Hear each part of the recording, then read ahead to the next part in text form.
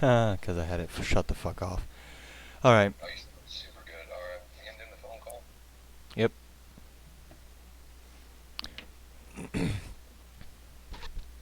Can you hear me? Do I have you turned on? Dave?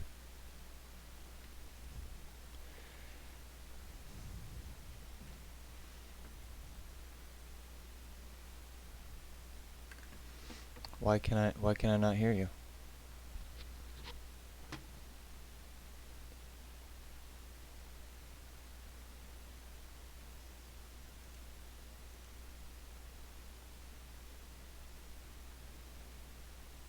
Hello?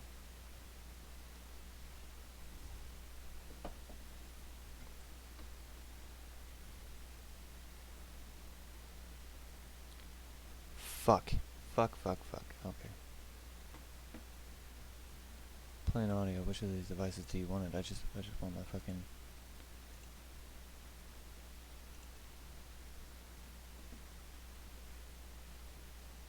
I cannot hear you at all. I hear nothing.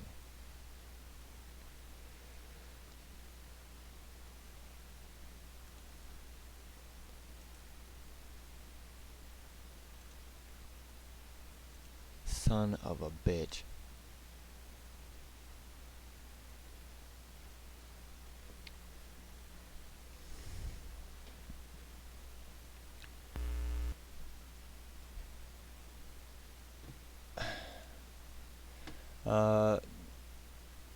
I don't know if you can hear me or not, Luke, but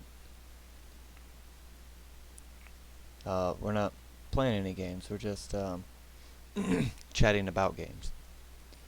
I very much doubt you can hear me.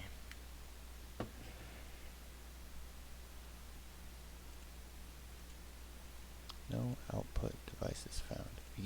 Are you fucking with me right now?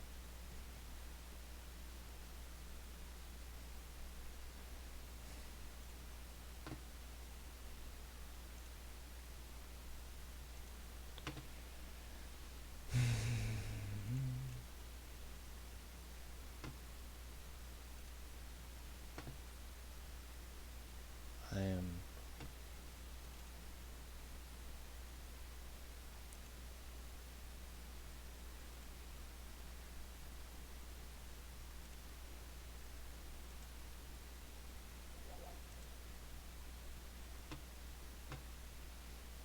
Hello?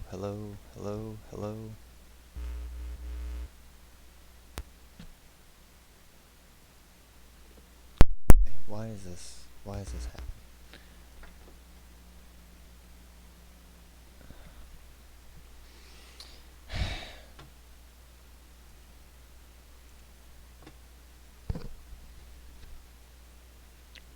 Yeah, it reads that I'm talking, it reads all that stuff. I can see you talking. I have no audio. It's literally reading that I have nothing plugged in for audio.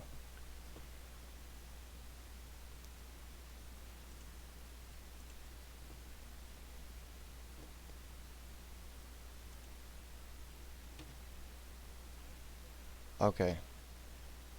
I was gonna do it the hollow, but I was like, that's my only shot right now because I'm already suspicious. I just gotta throw Will it you out. say something? Yeah, we were So sad. I don't have any I audio on trusted you you. when we went to my greenhouse. Wait, did you see the stack or not? Me? Yeah. Oh, I knew they were both on top of each other. Oh, Yeah. Having a That was mental my breakdown entire right now. plan. Was I wanted two people next to each other and then just Although wanted to I spin can it. hear your hosting let somebody all get voted off, hollows and I just just fine. Because it would have been even It was- funnier if you had it no was idea good. they were stacked. I saw you do a had double to take. stop.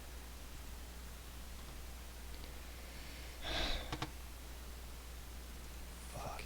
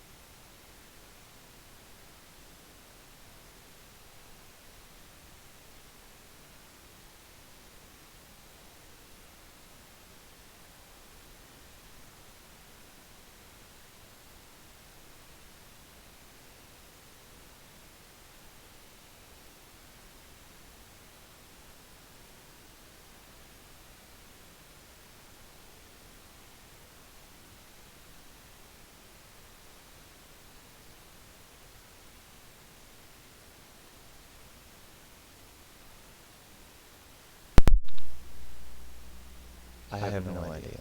Because it's fucking doubling up. Why in the fist fuck would I want to hear myself in my headset?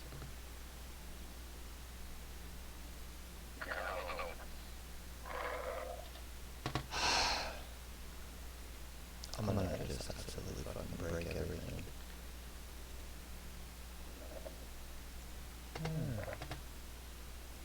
Once you go PC gaming, you won't ever go back. I call bullshit.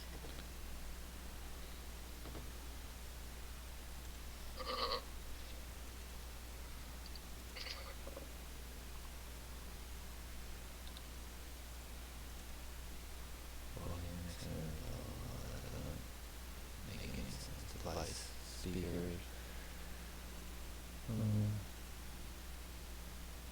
Oh yeah, let's crank up the bass on my own voice. Sounds fucking stupid as fuck.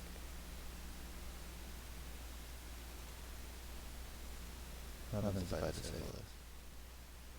Oh, then I just lose audio altogether. Okay.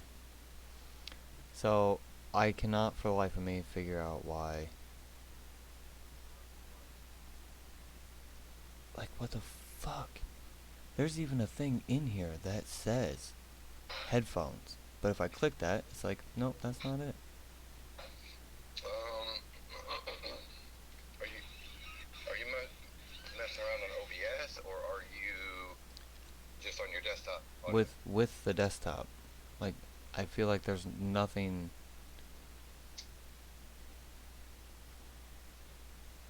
Gavin's like, hey, the stream can hear you, by the way. Yeah, I know. But it doesn't do me any good if I can't hear the person I'm supposed to be talking to. I just... HDMI connector. Front side of this computer. Just text me, no. Oh, yeah, okay.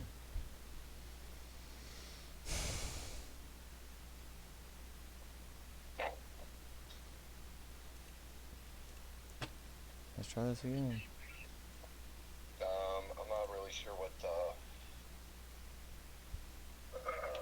mean, obviously not being able to see the setup, I'm not sure what the issue is. I mean, if you're just using a headset mic, it should just click and play. Yeah, well, of course it's not gonna be that fucking simple. Hey, is there some thing that you told people about and had scheduled and planned?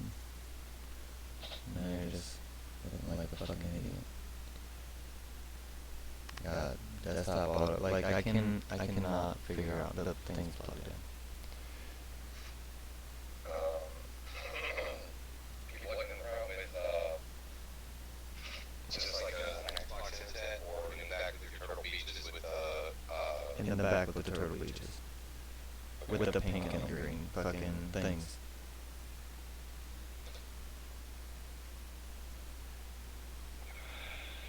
maybe try switching to your Xbox headset, plugging it into the ground.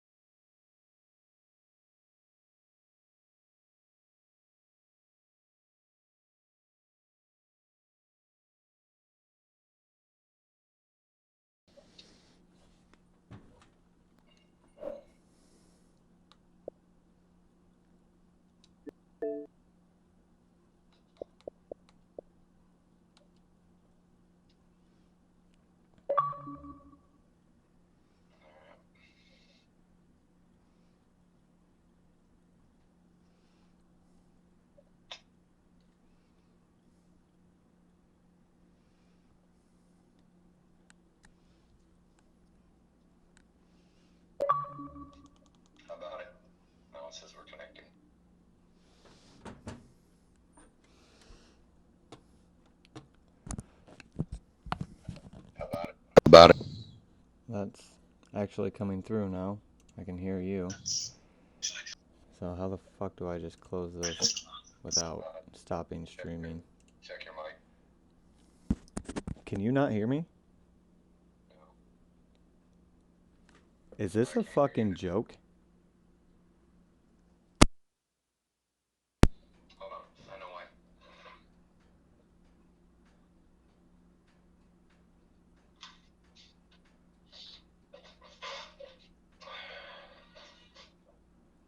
You hear me?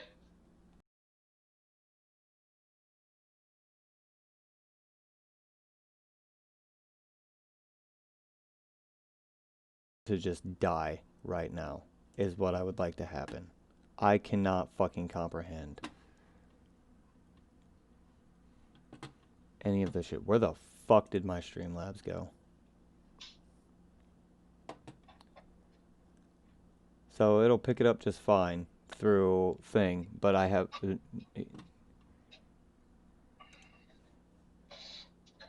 You have to... Did you join in the... Hold on. I'm gonna send you an invite. You send me an invite? Yeah. Are you sitting on this? No. No, that's... I know, Bishop's. That's Bishop.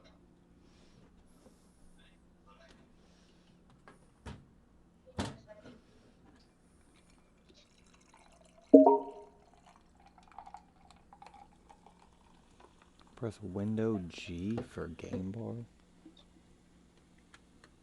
Yes. Yes.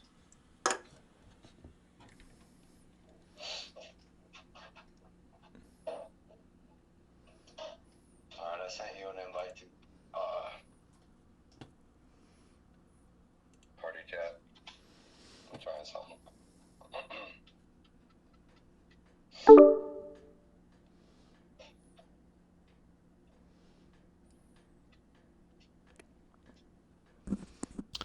How about it? Thank fucking Christ. I'm about to be done with all this. Okay. I feel like I need a fucking cigarette now. Alright, I'm gonna hang up.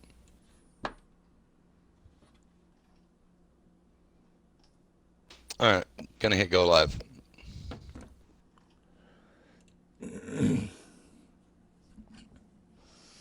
Holy fucking shit. Alright.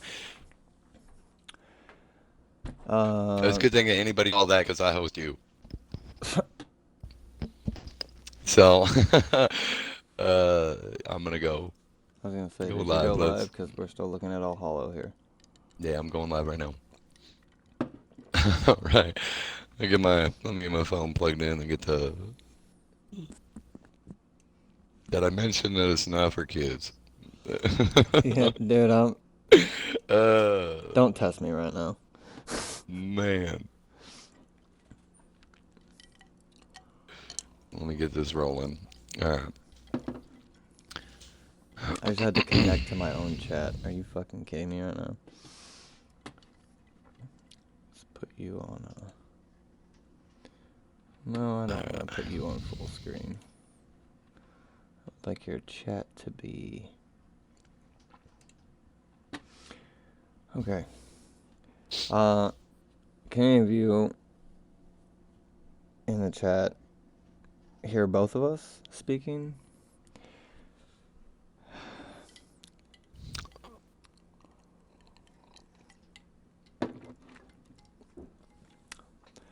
Cool. Thank I you. would say I should be coming through your desktop audio.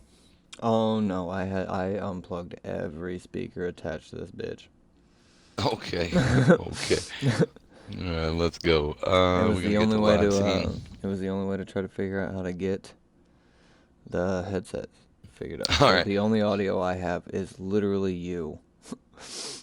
Okay. Well, what we're going to do here is I'm still waiting for people to pop. Plague is going to go have a cigarette. I'm gonna kick off some music. I apologize for the ads. I don't pay for Spotify, so uh, we're gonna get song going, have a smoke, and when we're back from the smoke, we'll get started. So I appreciate you guys and your patience.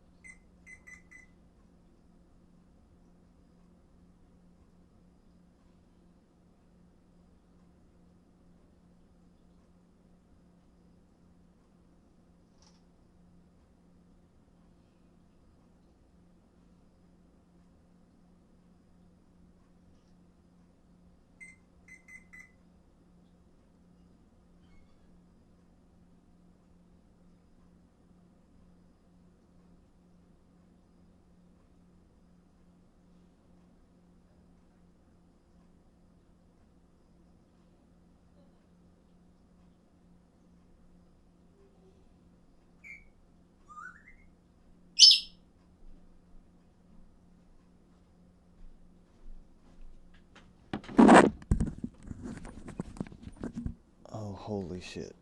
Okay. Well, I have returned. And I have made a drink. So, here we are.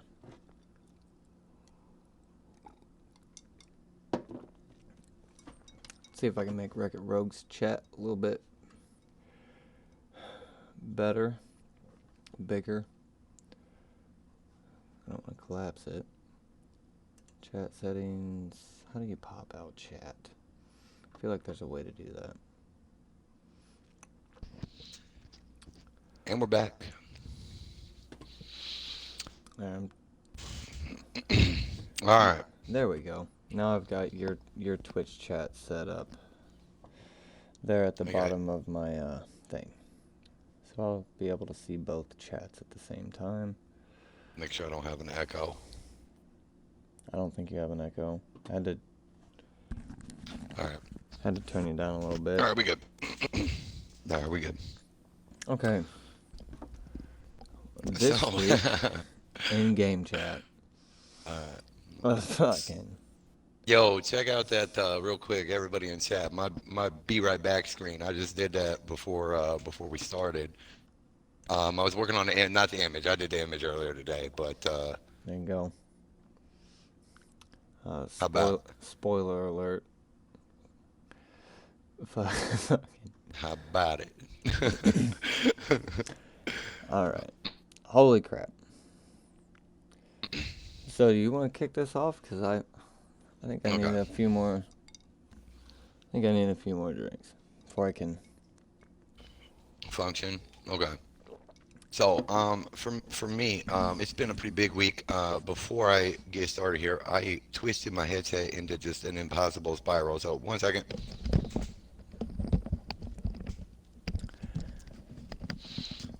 All right. That's untwisted.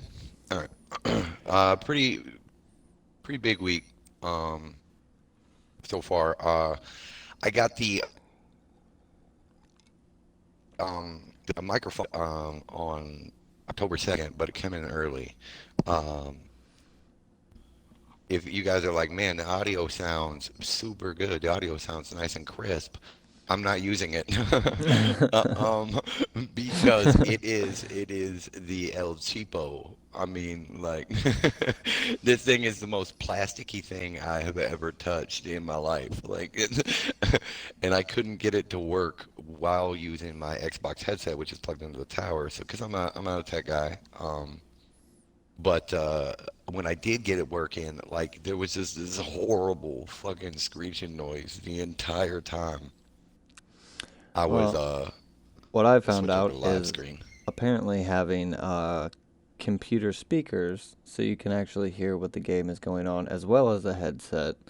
Apparently they cancel each other out. And that is why I had no audio on our uh, Star Wars The Old Republic streams.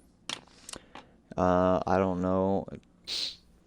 The tower trying to push audio just was bogging it out. So, for anybody that watches those streams on my channel, you cannot hear me. You can hear me perfectly fine on Rogues. You cannot hear me on my own. So, there's that.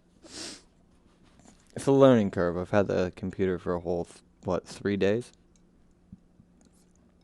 Yeah, 3 days now. Yeah, it hasn't been long. Hasn't been long. It's been the ultimate crash course for him. So PC gaming, we jumped into, as he just said, we jumped into some Old Republic, and I played that game when it first dropped, or I don't necessarily want to say when it first dropped. I wasn't like waiting in line for it, but when I first discovered it, it was still pretty new. And they have changed a ton of shit in that game. It's almost like a lot of these MMOs,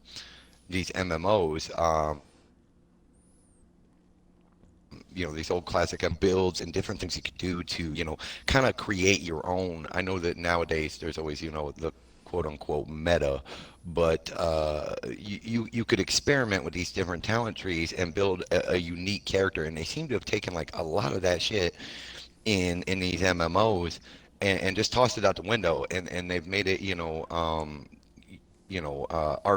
kindergarten, where it's just like, okay, well, you get the next ability, or you get the next ability, wait till level 10 to unlock this.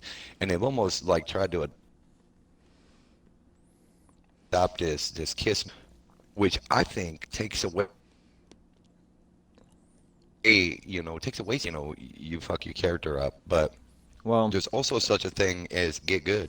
there's that, and then you have like Elder Scrolls Online's take of everything, where now you're just getting like level up rewards, and it's just handing you things left and right.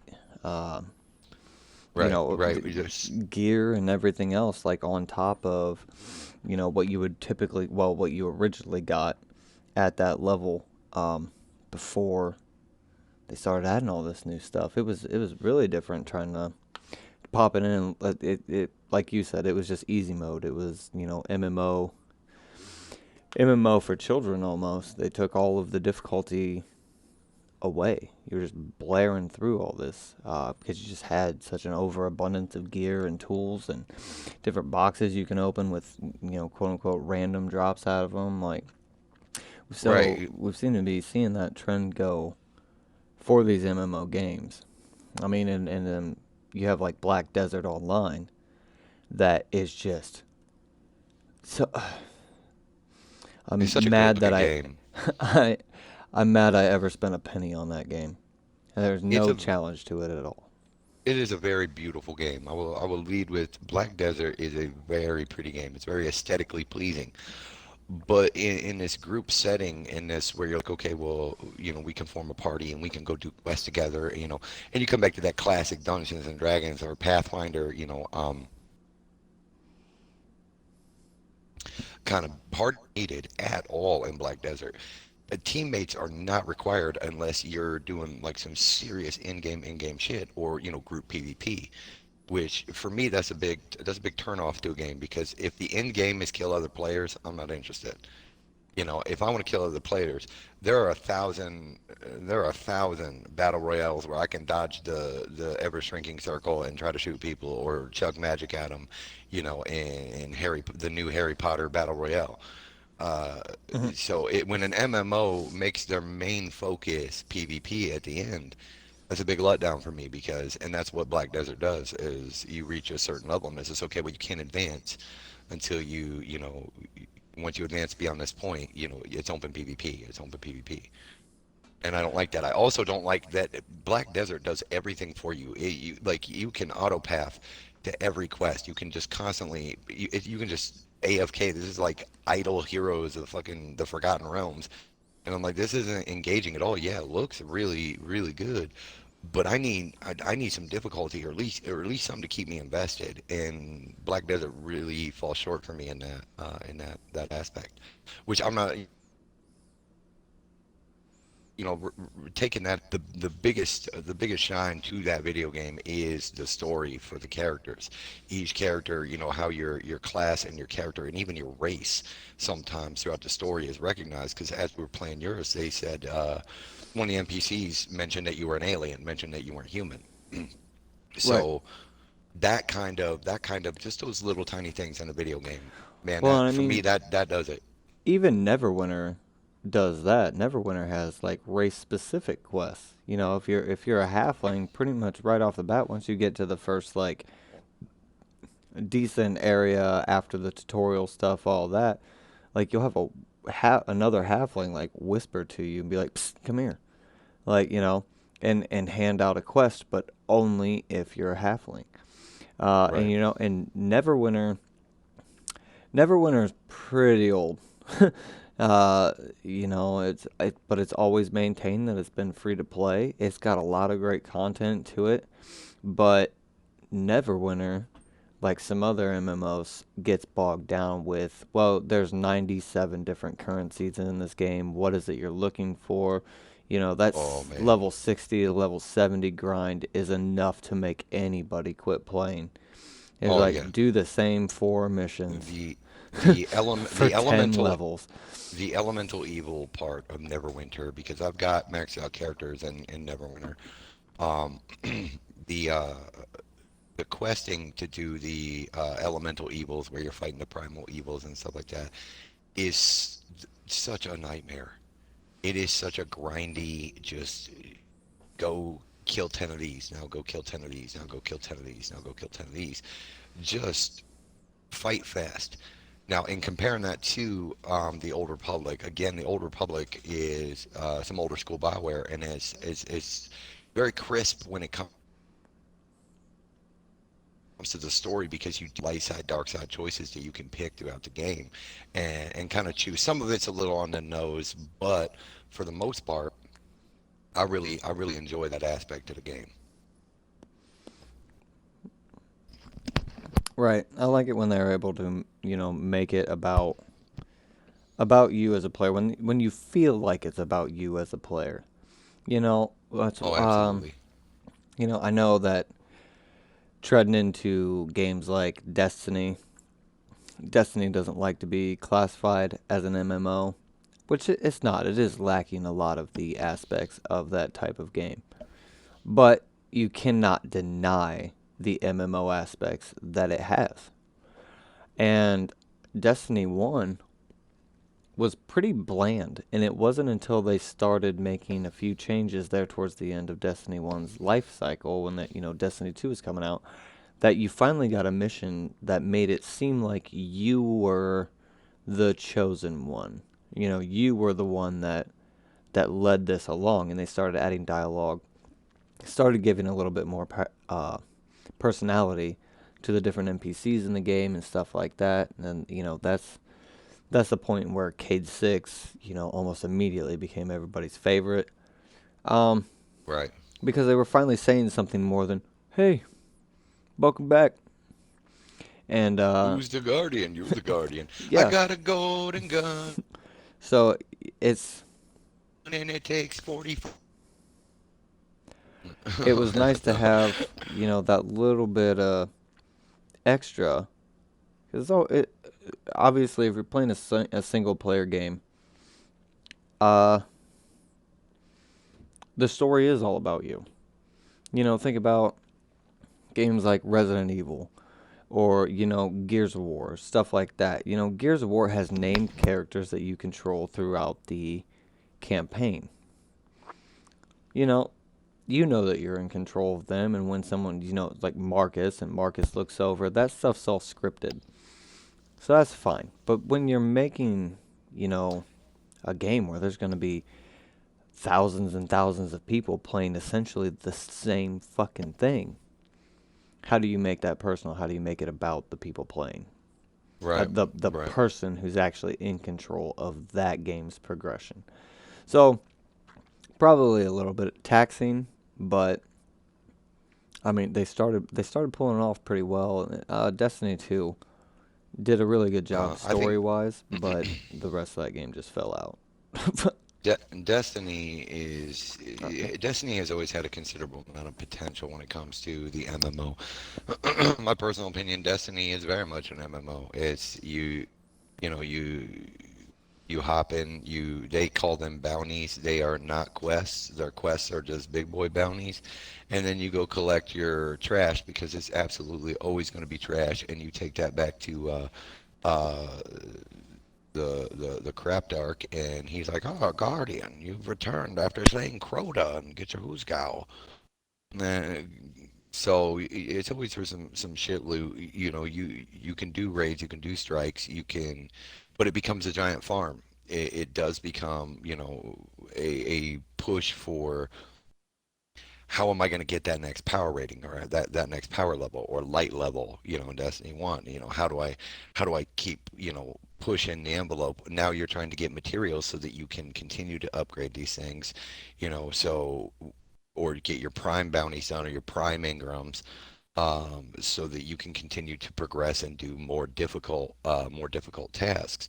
Now, I will say that Destiny has had some really great strikes and some really great combat moments. They've got something going on that not a lot of other games have got going on. The game has considerable potential. I've been saying space combat for fucking years, Yeah, let us and pilot these damn ships. You see all the guns on them. Let's right, actually fly those bitches. I mean, hell, Kingdom Hearts lets you fly from place to place and get into, dogfights and starship battles. Tell me that Destiny can't find it in their budget. Chip and Dale Rescue Rangers are fucking making a ship out of gummy bears, and they're getting the job done. right. So, yeah, there's a lot of good stuff in Old Republic. I'm excited. Stepping back, still talking about MMOs and keep touching back to Old Republic. Old Republic has got a lot of great stuff. I am absolutely in love with any game that is holistically voice acted. Um, and has there's going to be quests that are stupid. Just it doesn't matter what MMO you're playing, doesn't matter what game you're playing. You're always going to come across that meme, quest or that meme storyline quest where you're like, what the hell? Geralt of Rivia. I'm not supposed to be following this goat around. I know we talked about that last time, but And I and really thought I that miss streaming. I really I'll thought that your God of War was gonna be along the same line when you started picking up that boar to carry the boar. I was like, right, oh right. no. Right, I think I started singing, the fucking Timon and Pumbaa, you hungry for a hunk of fatted juicy meat? Eat my buddy Pumbaa here because he is a tree. I started. So like I said, I make light of a lot of the quests and stuff like that. Speaking of God of War is on fire, man. That is such a good game. I'm definitely looking forward to playing that. That is Uh, for sure. Man, and I do, like I said, I restart, new stream, I'm like, God of War, part 5, and I hit go live and, let's go. And I get it kicked off and I get it going. And like the first thing I'm saying is I'm like, okay, so we unbeat the shit out of Magic Mike the last episode. Magic Mike held an L with both hands, and now we're in Tinkerbell's realm with a bunch of dark elves, and we're trying to light the Rainbow Bridge, and we're headed up to catch magic rays of sunshine in a jar. Like that's my recap. So I mean, I personally tend to,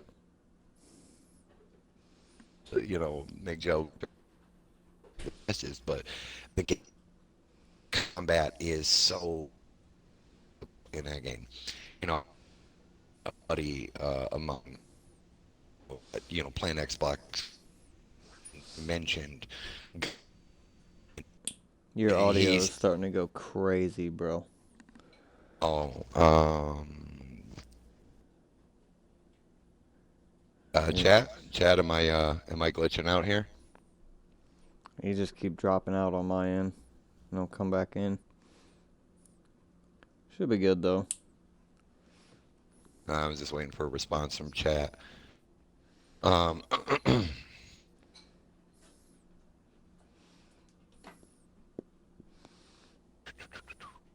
Chat, somebody in chat, tell me if the audio is crap. We should be good. And it dropped out for a second there. It was Okay. just I was gonna say real hard. yours was choppy there for a second earlier. I just didn't say anything. Um, okay, it's all good. Cadence says it's all good. Thank you, Cadence. Uh, but he had mentioned that God of War was Luke tell me it's good. All right, badass. Told me that basically playing God of War was like he's like all you do is mash the X button. PS4 exclusives are trash, and I was like, because I was like, even played it. He's like, no, I ain't playing that trash, dude. Dude, it is so damn good.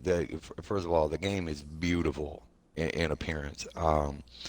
And there's parry mechanics as I get further into the game. There's like slow down dodge enhancements. So if I make like a perfect dodge, it slows the enemies down for a second. I can freeze enemies in place. I can throw this axe around all over the place. I've got these runic attacks that let me do like crazy, crazy spin to win moves, or freeze people moves. Boy, and then that's not to mention the boy's combat. The boy is shooting arrows. You can have him target enemies with his bow. You start unlocking perks for him. He'll jump on a guy's back, start choking his ass out with a bow, and he just unlocked an ability that lets him summon a spectral wolf into combat with us. So, like, mashing the X, but this isn't Assassin's Creed, where you're just waiting to counter. Like, Right. it is legit good. No, and So it seems very cinematic too. I mean, you keep referring to him as Magic Mike. Uh, I'm pretty sure it's Boulder, but yeah, you got calling Magic, it. It's Magic Mike Boulder. is fine. Um, it was very interesting because a lot of fights will end with like a cutscene, and have that going on. You beat them to this much health, and all of a sudden, it goes into a cutscene. You've won the fight. Now you just get to watch your execution in all its glory. Not this, man. That fight scene, you kept having to chew through all this health, and it looked like a rough fight.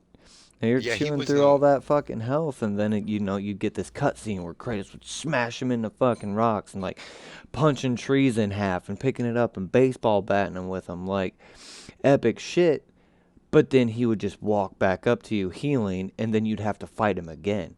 You fought him like what? There was like 3 or 4 different cutscenes in just that one Yeah, fight. yeah.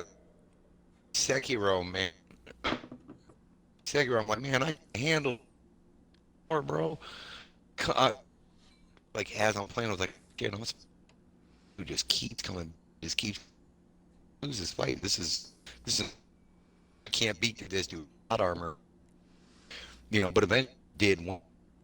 I mean, it's my first place. I have no idea what happens. I don't know if it's game over. I didn't lose. I give up. I'm glad I kept with the fight and the W there for Kratos was hiding in the room club. But it was a good thing I was hiding it because ball joke, fight with joke, and there's a little cut combat like jumping, me my shield. Yeah, you're. At the time, if I didn't block with the Dude, your audio is freaking the fuck out. It's like every other word is cutting out. We're definitely gonna have to figure out a better way to do this for next time. Yeah, I can see my mic doing some shit. Let me turn myself down here a little bit and see what happens. Guys, are you still able to hear me pretty well? I think it's when you get excited and start like really going, it just keeps dropping. But All right. for all that gibberish, what he was talking about is he thought he was supposed to lose that fight. That's how hard it was. So he was like, no, you're gonna have to earn it, and just kept plugging away at it, and it's a good thing he did because, yeah, you're not supposed to lose. It just, the difficulty was so jacked up that it kind of seemed like you were supposed to. So, because there are those games that fucking do that. I was not a fan of that scene in Sekiro. Because if there's a fight, I wanna try to do what I can to win the fight. If it's unwinnable, just give me a cutscene from the fucking get-go. Don't give me the opportunity to try to win. You know what I mean? Right. Okay, I could see my audio in the party chat just looked like it was going crazy. I think I got it sorted out now. Well, I got a message from Cadence saying that it's a little quiet. Okay. So, I think she's just talking about me. All right, I'll bring it back up. I'm gonna have to go through and just really take my time figuring all this shit out. As I said, only had the PC for a few days now, and just trying to learn all of this has been something else for sure. My buddy at work was telling me, once you get a PC, man, you're not gonna want to play anything else. Well, I still prefer my Xbox at this point in time. Thank you very much. Right, I know that you're still dead set on Xbox. Xbox is king. Well, and it's not to say because through the generosity of a friend, I've got the PlayStation now as well, and playing Horizon Zero Dawn. I don't like the PlayStation controller. It's weird. I don't like having to move around and look around, like my thumbs are stretched out all the way to the middle of the fucking controller and shit. It's just awkward. I like the setup of the Xbox controller in general. But, taking this time and looking into and looking at the different PlayStation exclusives and stuff like that, it's interesting. I really don't have a lot bad to say about Horizon Zero Dawn. There's a couple story things that I think I've picked up on that have been like, okay, well, that doesn't really make sense.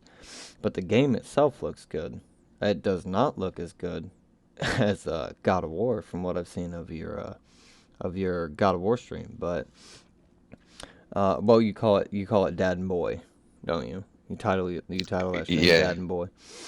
yeah. Uh, I title it Damn Boy because he's always like, "Boy, it, I hold mean, my beer." it looks good if you just go and just play the game, but I don't really do that.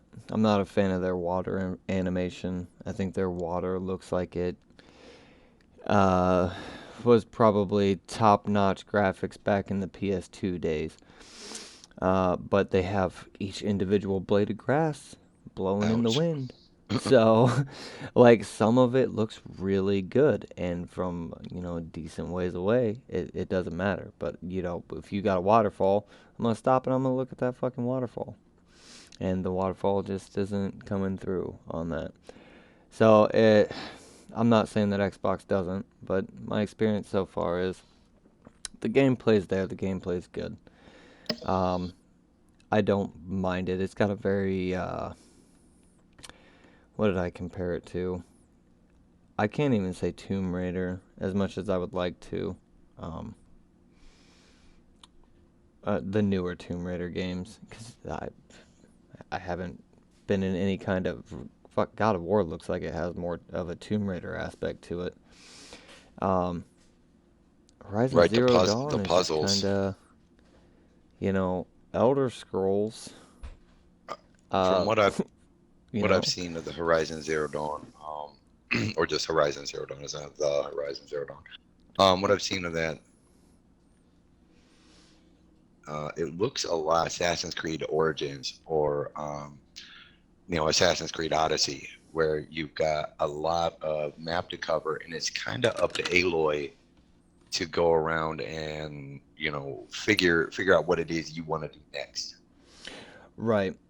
I mean, and it does it. You've got main quests, you've got side quests, and then you have errands, which I don't think there's going to be a whole lot of errands.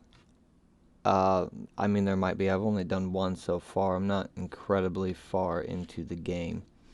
Uh, but it seems like the errands are just they're also a side quest. So why they're called something different, I feel like there's something to that. Maybe it's to maybe running these errands for such and such a person, because there's different factions and stuff in the game, and Aloy or Alloy, whatever, doesn't belong to a faction. That's part of the whole thing. Is she's an outcast and she is now out to prove in this combat tournament called the Proving, that she deserves to be part of a tribe, pretty much. So I Right. don't know if these errands have something to do with that. Maybe like building favor with different factions, or not exactly like a Paragon or Renegade or Light Side Dark Side gauge, but something more along the lines of maybe Greedfall, where you can do these things for certain individuals that helps your renown with the different factions in that game.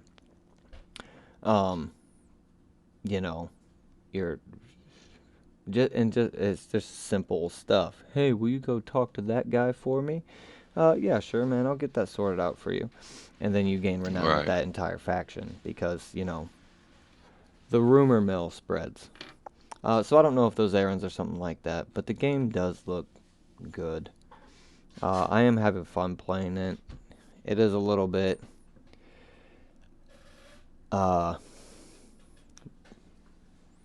repetitive so far. I was kind of they were talking about how dangerous this new enemy was gonna be, called the Scrapper, and it's bigger, it's faster, all this other stuff, but it also has more weak points just built onto it.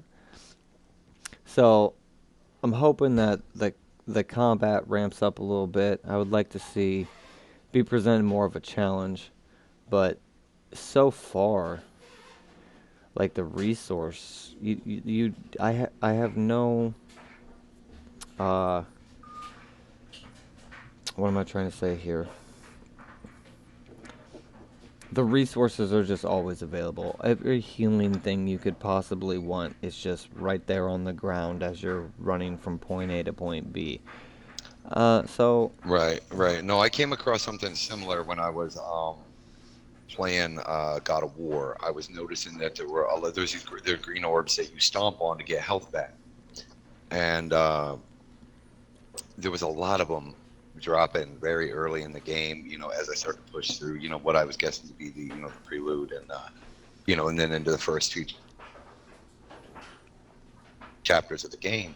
Reach, they're starting to become less and less. It's almost like the game front loads you with like, here's your chance to screw up. Here's your chances to make errors, to make mistakes.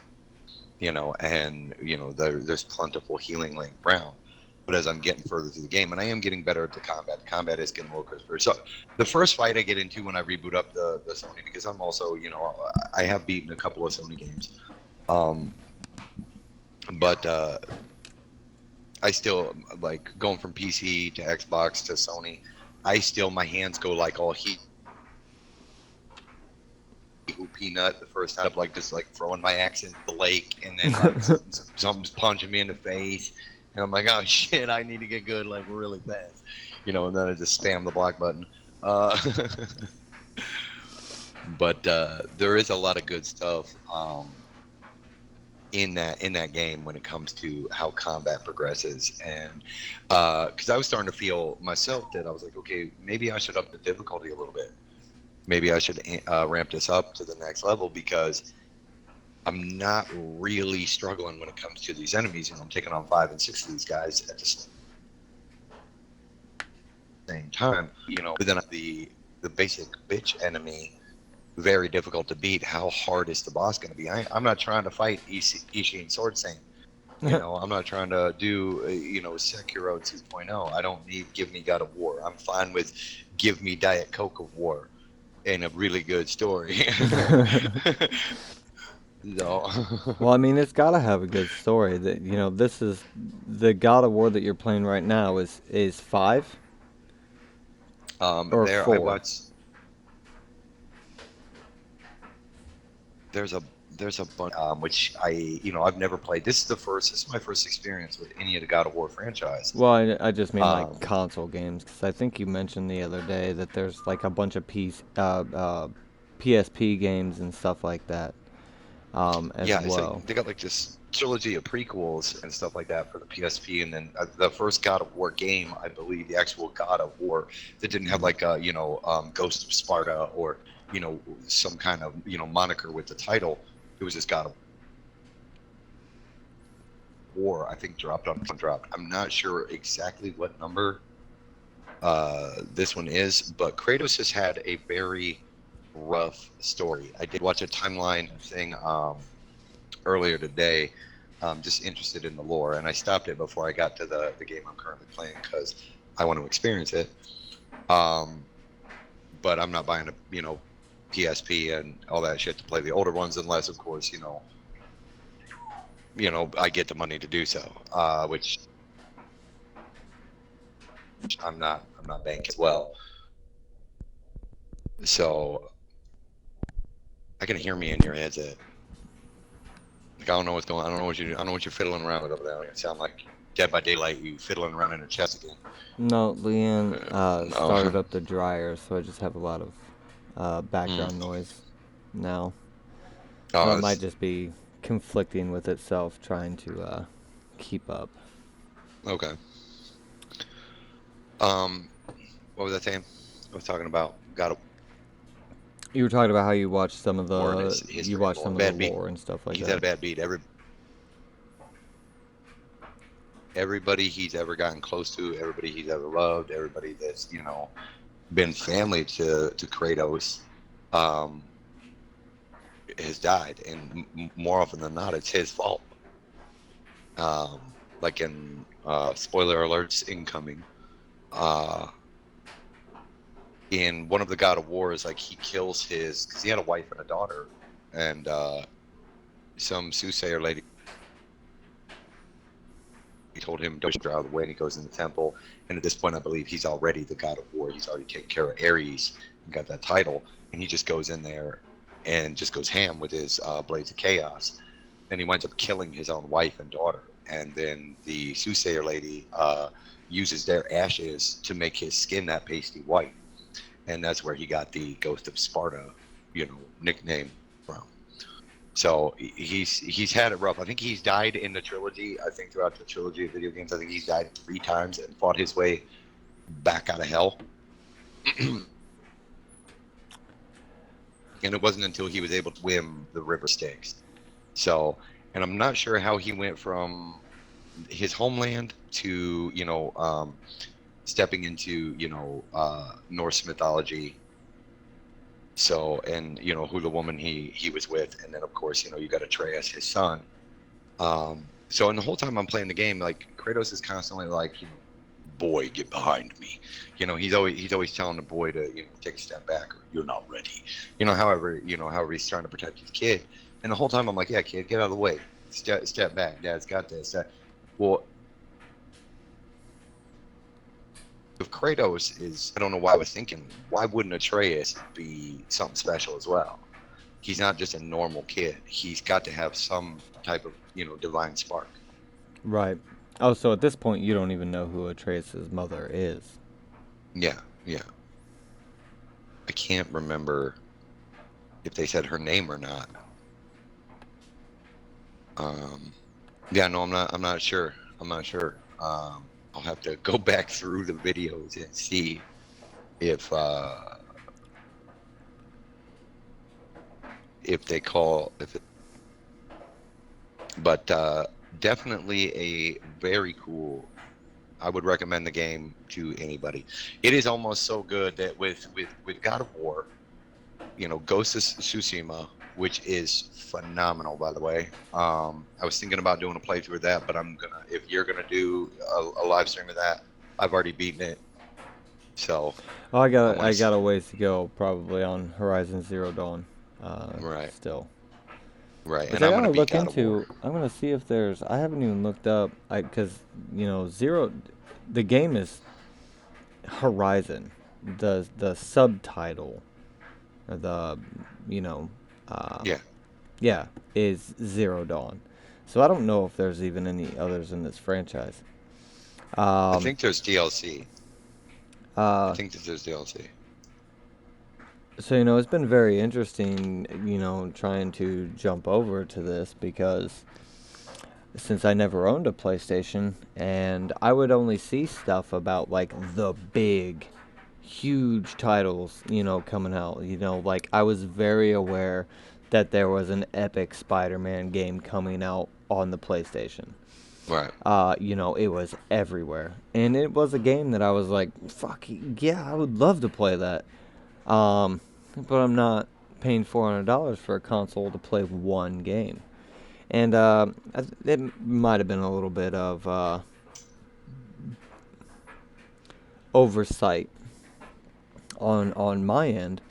But so it's presented me this interesting opportunity, starting up with this streaming stuff to really step into something I'm not familiar with at all. Like, obviously, I know how the PlayStation controller is set up. I was there when the first PlayStation existed, but I've been Xbox ever since. like right there when it first existed, you're like, no, not like that. Not like that. That controller is built for girls. Not like that.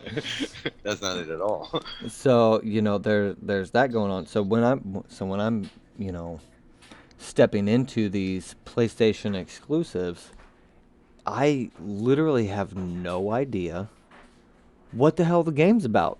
I'm just like, okay, well, that picture looks interesting. Let's look at this. Let's see how this goes. Type deal. And I think I'm gonna stick with that. I really, the idea of having, what we've kind of called a blind playthrough, is neat because I purposely did not look up any trailers for this game. The only thing that I've looked up for Horizon is the game studio and the publisher. and that was literally just so I could, put the credit where credit is due in my in my stream Right. um, description. So, but it's fun. Like, I've never seen a trailer for it. All I know about Ghost of Tsushima is what you've told me about it. I haven't Man. I haven't looked up any trailers or anything like that. I've a lot of times I'll pull your stream up while I'm at work, but I'm at work, Right. so it's not like I can exactly watch the entirety of the thing. But have it pulled up, show my support. uh, you know, and so I've Yeah, I seen appreciate some it. of the God of War, but I haven't seen a lot of it. So I've seen some of your Kingmaker playthrough, but not all of it. Um, so it's Kingmaker even is if I play God of definitely War, it's a gonna. long haul. Oh yeah, oh yeah.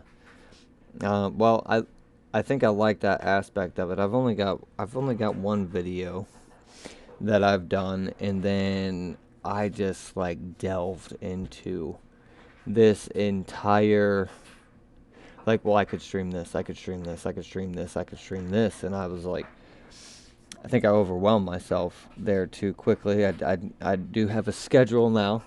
I do have a schedule Right, now, right. and this is gonna be this game chat It's right right. here is the kickoff of me starting to follow along with that schedule. Right. So I've been trying to keep up with it. How so stepping back into the exclusives, just from what you've seen of the God of War from me playing it, and then your own experience with playing Horizon Zero Dawn.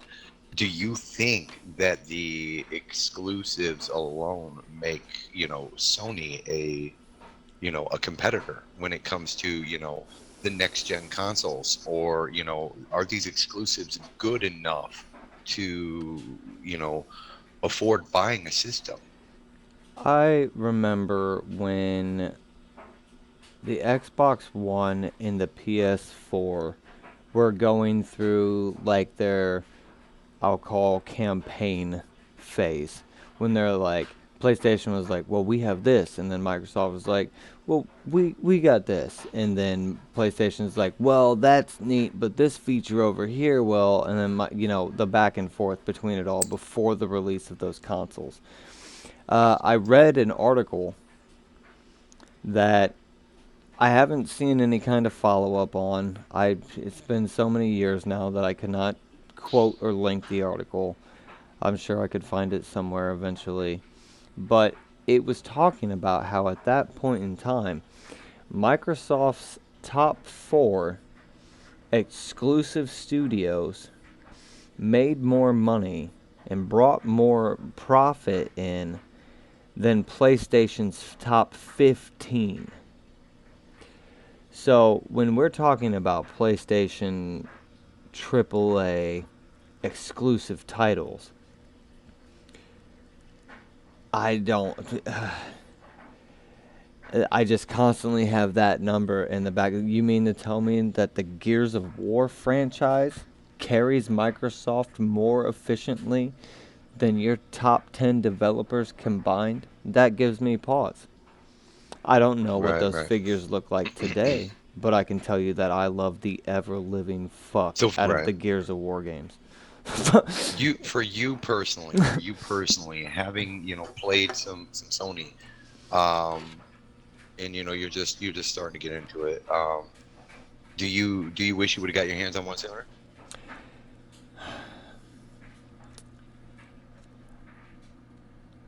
I don't know. I think that here at the end of the PS4 life cycle, we've only got a couple weeks until the Series X and the PS5 become available for purchase. I think I'm okay with coming in, you know, finishing the race late. Uh, everything's out. Everything should be debugged by this point. You know what I mean? Like, I won't have Right. any, like, first day launch 900,000 patches, stuff like that going on. Where I gotta wait for them to fix some critical bug that somehow managed to make it through all of the game production. When it comes to gaming systems, for me, the Xbox is fucking king. I just think their games are fucking better. And if I wait 5, 6 years to play PlayStation exclusives, I'm good with it. I'm See, good now with it. I was very hype. I was very hyped when I got my PS4. Because there are some, obviously, Bloodborne was a big game I wanted to tackle. And I was excited that the PS4 that I got came with, so, right there, I bought Bloodborne, $20. Um, but right there, I had three gems to start my experience with. So, I I think that the games that they are offering and the games that I have played are very good. Ghost of Tsushima, I didn't even know what it was. I was tooling around on my Sony, and, and I just kept having up on my dashboard, and it was like, it's not too late to get your hands on Ghost of Tsushima. And I was like, what is this fucking ninja shit? And then I clicked on it, and it showed me, a bunch of trailer stuff, and I was like, that actually looks really, really cool. um, and on a whim, I bought it. I bought it. I had some money sitting on the Sony and was like, okay, you know what? I haven't bought anything. I've been kind of just waiting. And I picked it up, and it was a journey. Like that whole game, I couldn't put it down. I mean, I remember talking to you on the phone and being like, shit, I'm playing this game too fast. I'm Yeah. gonna beat it. It's this love hate relationship because I want that completion of the video game. I want that, I want to watch the credits and see know that I beat the game. Because it's a great feeling for a gamer. But I also am like, shit, now what? Like I don't got nothing else to do, which I mentioned in our first talking about Sekiro, and the FromSoft franchise, which um, Ghost of Tsushima is not a Souls-like in any stretch of the imagination. It is extremely well written story, very very well animated. I mean, it is such a beautiful game. And I know I keep saying a lot of these games are very beautiful, but Ghost of Tsushima, like the facial expressions that you see happen to these characters, it's nothing like Mass Effect Andromeda, where it's like my face is tired, like, so Bitch, we know. We can see that. yeah, you face is making my face do something. You can see like real grief and agony and anger and rage on these guys' faces when they they made the characters in Ghost of Tsushima so realistic that you're like they look like real people. They don't like Kratos does not look like a normal dude. Obviously, he's a god of war. I'm comparing a god to a samurai, but I mean, he looks like angry, roided out fucking Santa Claus. Going around whipping his magic axe all over the place. And in Ghost of Tsushima, the characters look very realistic. It looks like a very down to earth, very well grounded game, and I fell in love with it, man. So far it holds my game of the year, and that's big praise because God of War is phenomenal, but I haven't beaten it yet, so I can't give that full on Wreck-It Rogue review. Right. Uh, Now, is that something that you think you're gonna do as you complete these games? You think you're gonna do, like a overall review of, or because that's something I've considered. I know that we had talked about for your killer series for Dead by Daylight. You're playing through the killer, you're leveling the killer up, and once you get them all leveled up, then you'll move on to another one and play that killer holistically until max level. But we had discussed maybe doing a killer review and like some tips and tricks for people to have. I didn't Almost know like a if you were. how-to for the killer. Yeah, Yeah. because you're dude. I've seen you play, and I have played that game against you, and fuck you. Like Oh, you are, oh no. you are, you are extremely good at you know controlling the field of play. You're good at raising the suspense. And I mean, I've been watching horror movies for over 30 years now, man. Like, I love them. But playing that game when you're the killer, like when your son was the killer, I was just running around, fucking like booping around rocks, all this other stuff, giving them the old one too. But when you're the killer, you get the drop on people. Rack that anxiety up like fuck. And do I have time to work on this generator? Should I Yeah. round this corner? Like you're just good at at controlling that field, and you watch their motion. So I think that if people are looking uh, for a challenge, definitely play as a survivor against Rogue as a killer, man. Like, it's gonna be there. And I know you said it's situational. Some of the maps, Some of the maps are are very pretty difficult. right. If I were to give tips to anybody, that is interested in playing Dead by Daylight and is interested in playing as, any of the killers, um, I would say that your best bet is to go with map control, or to control the map. The best, really try your best to memorize the maps. I mean, you're going to take some losses in the beginning, but they really only have so many maps. I think there's like 10 or 12 maps. I know it sounds like a lot, but knowing where, because I play Trapper in my online killer series, knowing that you've got time to constantly be using traps, constantly set them down, get one near the first 3 generators you see that are close to you. But as a killer, you can see all the generators. Knowing how to play the game and being able to work the game is 3 generators that are close to each other that you can very easily patrol. As long as you protect those 3, you've got the game in your hands. Getting accustomed to hitting people and hooking them and all that stuff, that just comes with time and experience. So do you think you're gonna do that? Tips, tricks like the killer review. I may hop in. They will probably be their own videos, and if I do those, I think it would be better to do them just as a YouTube video to throw up on my YouTube channel rather than to do like a live stream of, this is, I could turn it into a pretty fun live stream, I guess.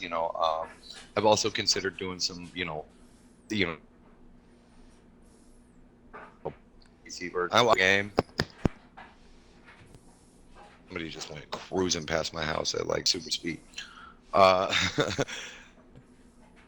could do, something like that to where, somebody pick, viewers pick who I kill as and stuff like that. Because there are certain killers, as long as you don't pick Nurse. If you pick Nurse, I'm gonna tell you, fuck me. It's just a shit ass killer, man. I suck on ice, man.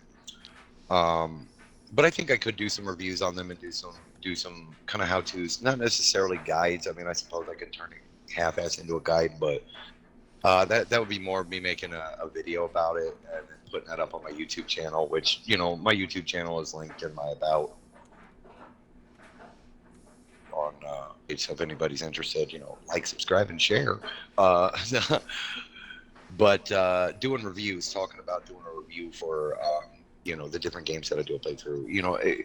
Obviously they'll be their own video. If I've played for 3 hours, 4 hours, and I'm pushing the envelope on time to get this game done, and I wind up beating it, I may do a small segment where I do, hey, I'm this game, and answer questions about the game, or people that are interested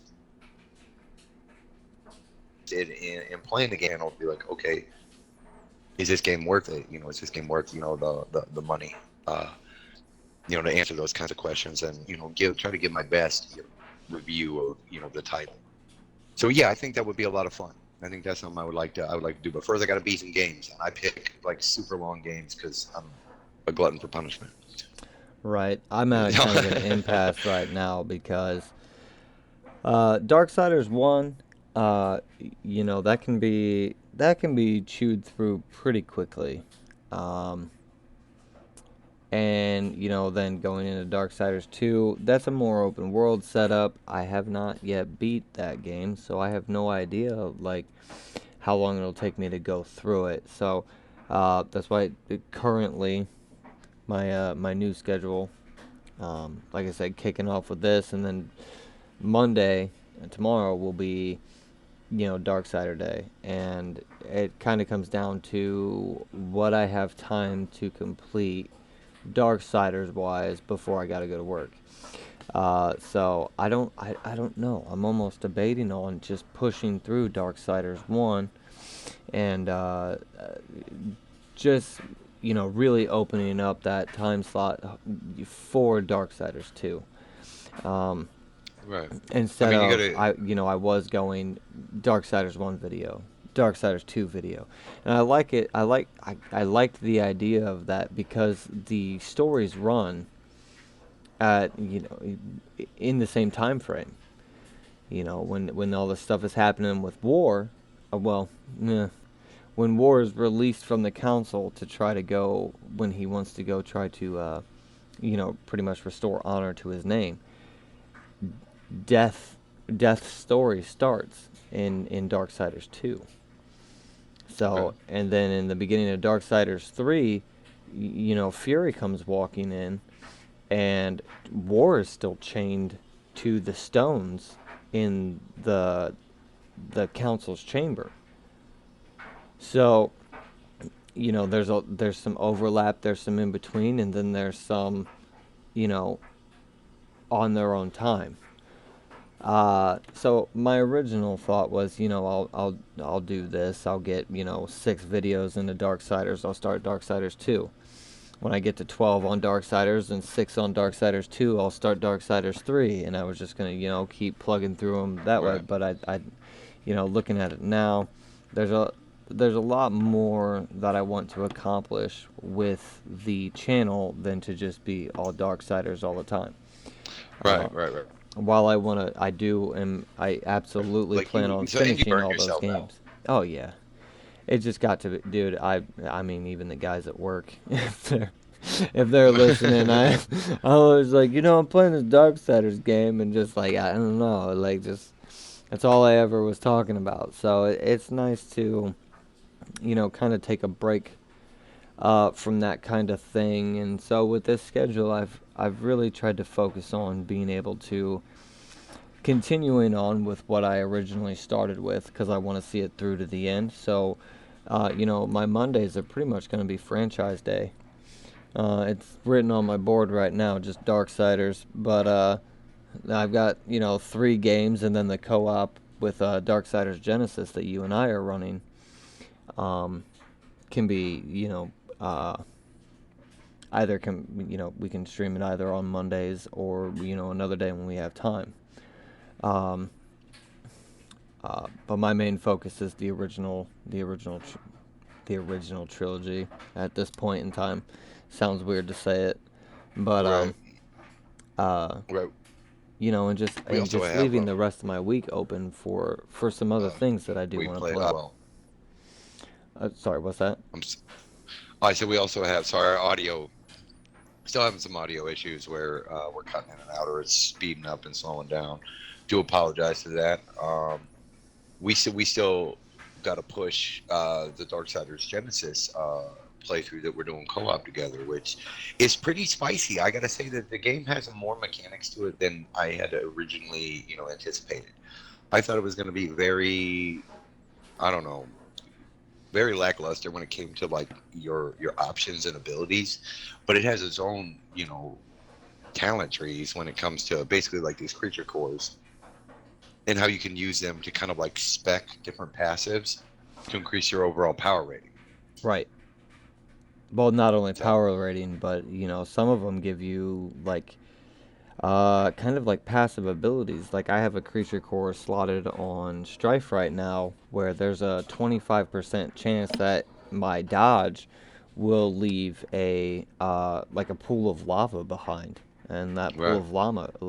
that pool of llamas, you know, That pool of the llama. deadly, deadly, deadly pool of llamas will spit at no of it can leave a pool of lava behind that, it doesn't last for very long, but if you've got a bunch of the little like flea mags or whatever following along behind you, you can do damage to them as they move through it.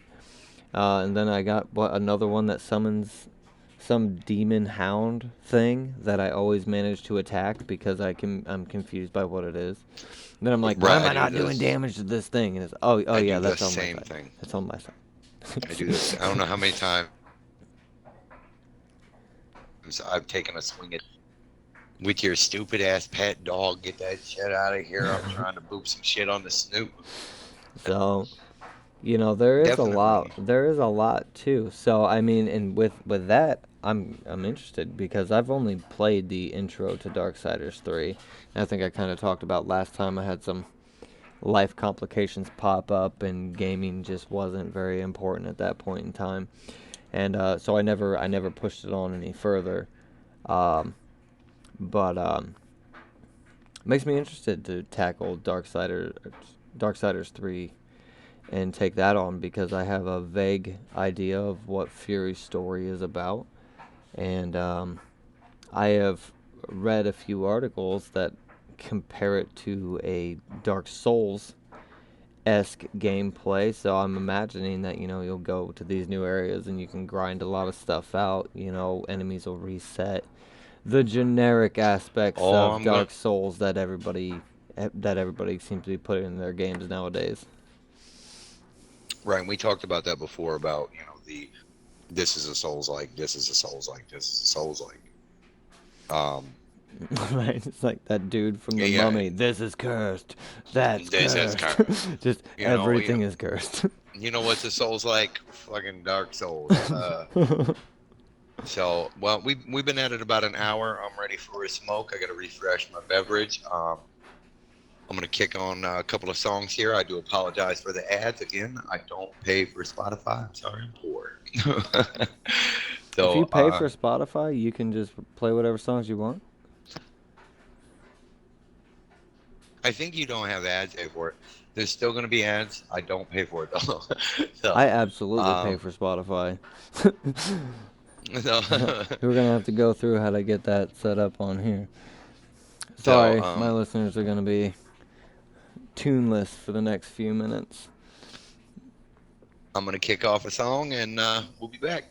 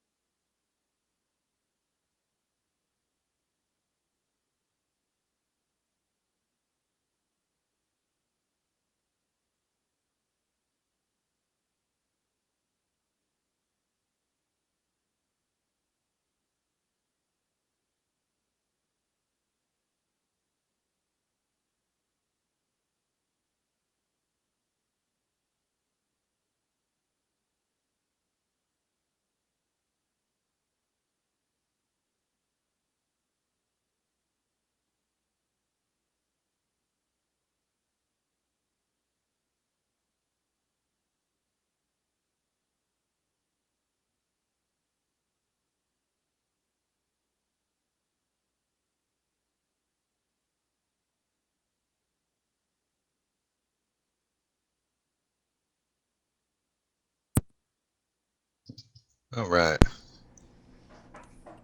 Good shit. Good shit. All the music is stream beats, EDM. That's all done by Harris Heller. It's all free music you can play in your streams and your YouTube videos and not get hit. So a little thank you. I'm gonna do it every time. A little thank you plug for for that because that is badass. Harris Heller would be Alpha Gaming on YouTube, correct? That is correct. Harris Heller's Alpha Gaming on YouTube. Good information there if you're an upcoming streamer or event streamer or looking for equipment. You're looking to get your overlay set, stuff like that. Dude's got a lot of great stuff going on there. Him and his editor, I think his name is Sam. I'm not sure if he's his editor anymore, but there's a lot of good stuff there.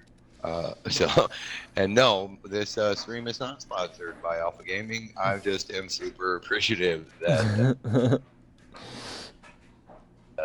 he's out there to help. So that's that. Well, I know that we've talked So, a lot about the games we're playing and you know our thoughts on them, but you know what's going on out there in the gaming world in general. Obviously, you know PS5, the Series X coming out, stuff like that.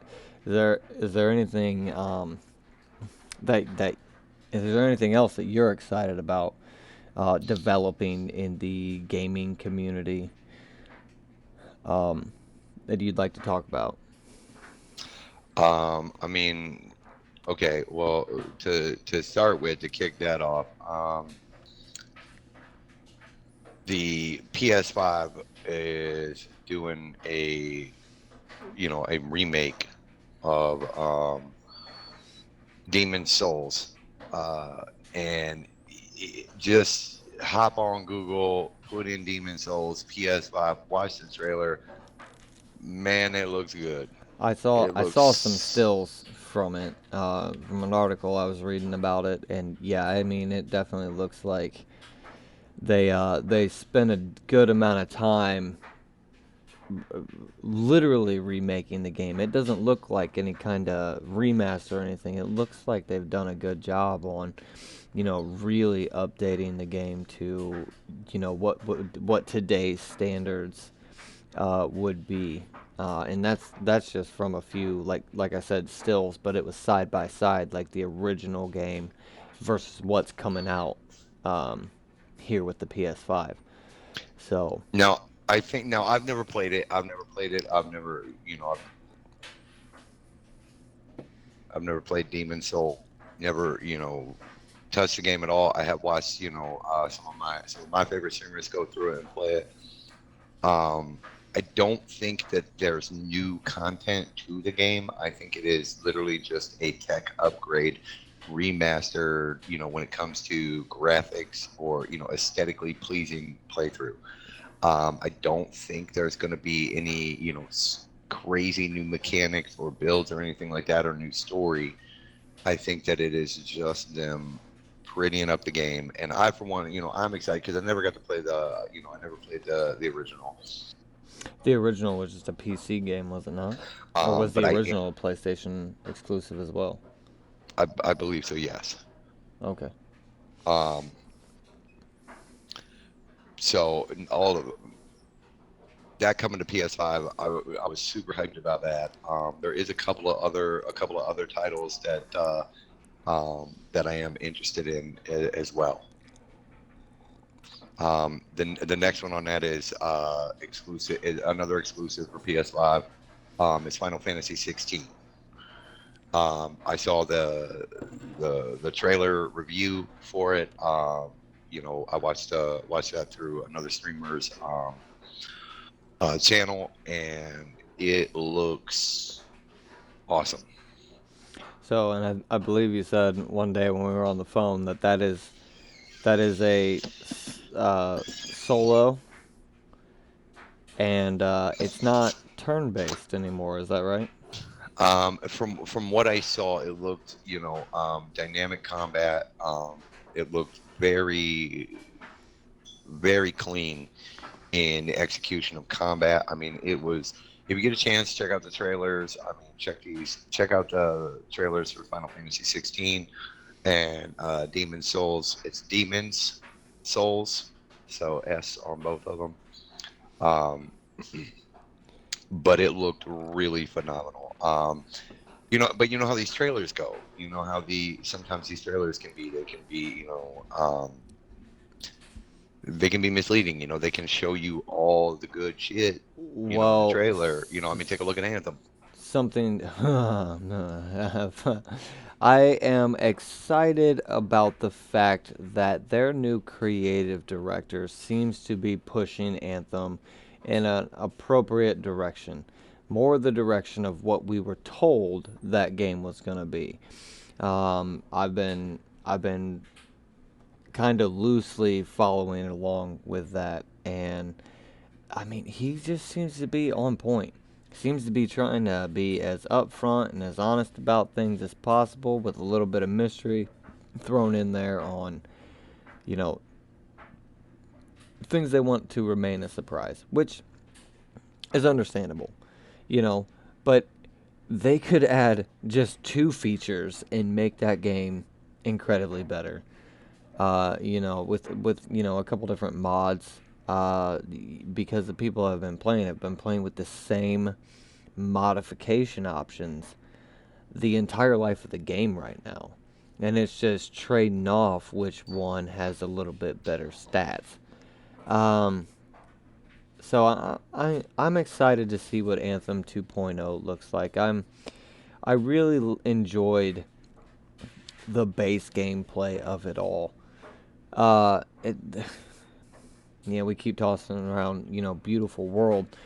Anthem had a lot going for it, man. Anthem was just absolutely phenomenally gorgeous, and you could fly, you could dive into the water, you could pop back out of the water. That was all seamless transition.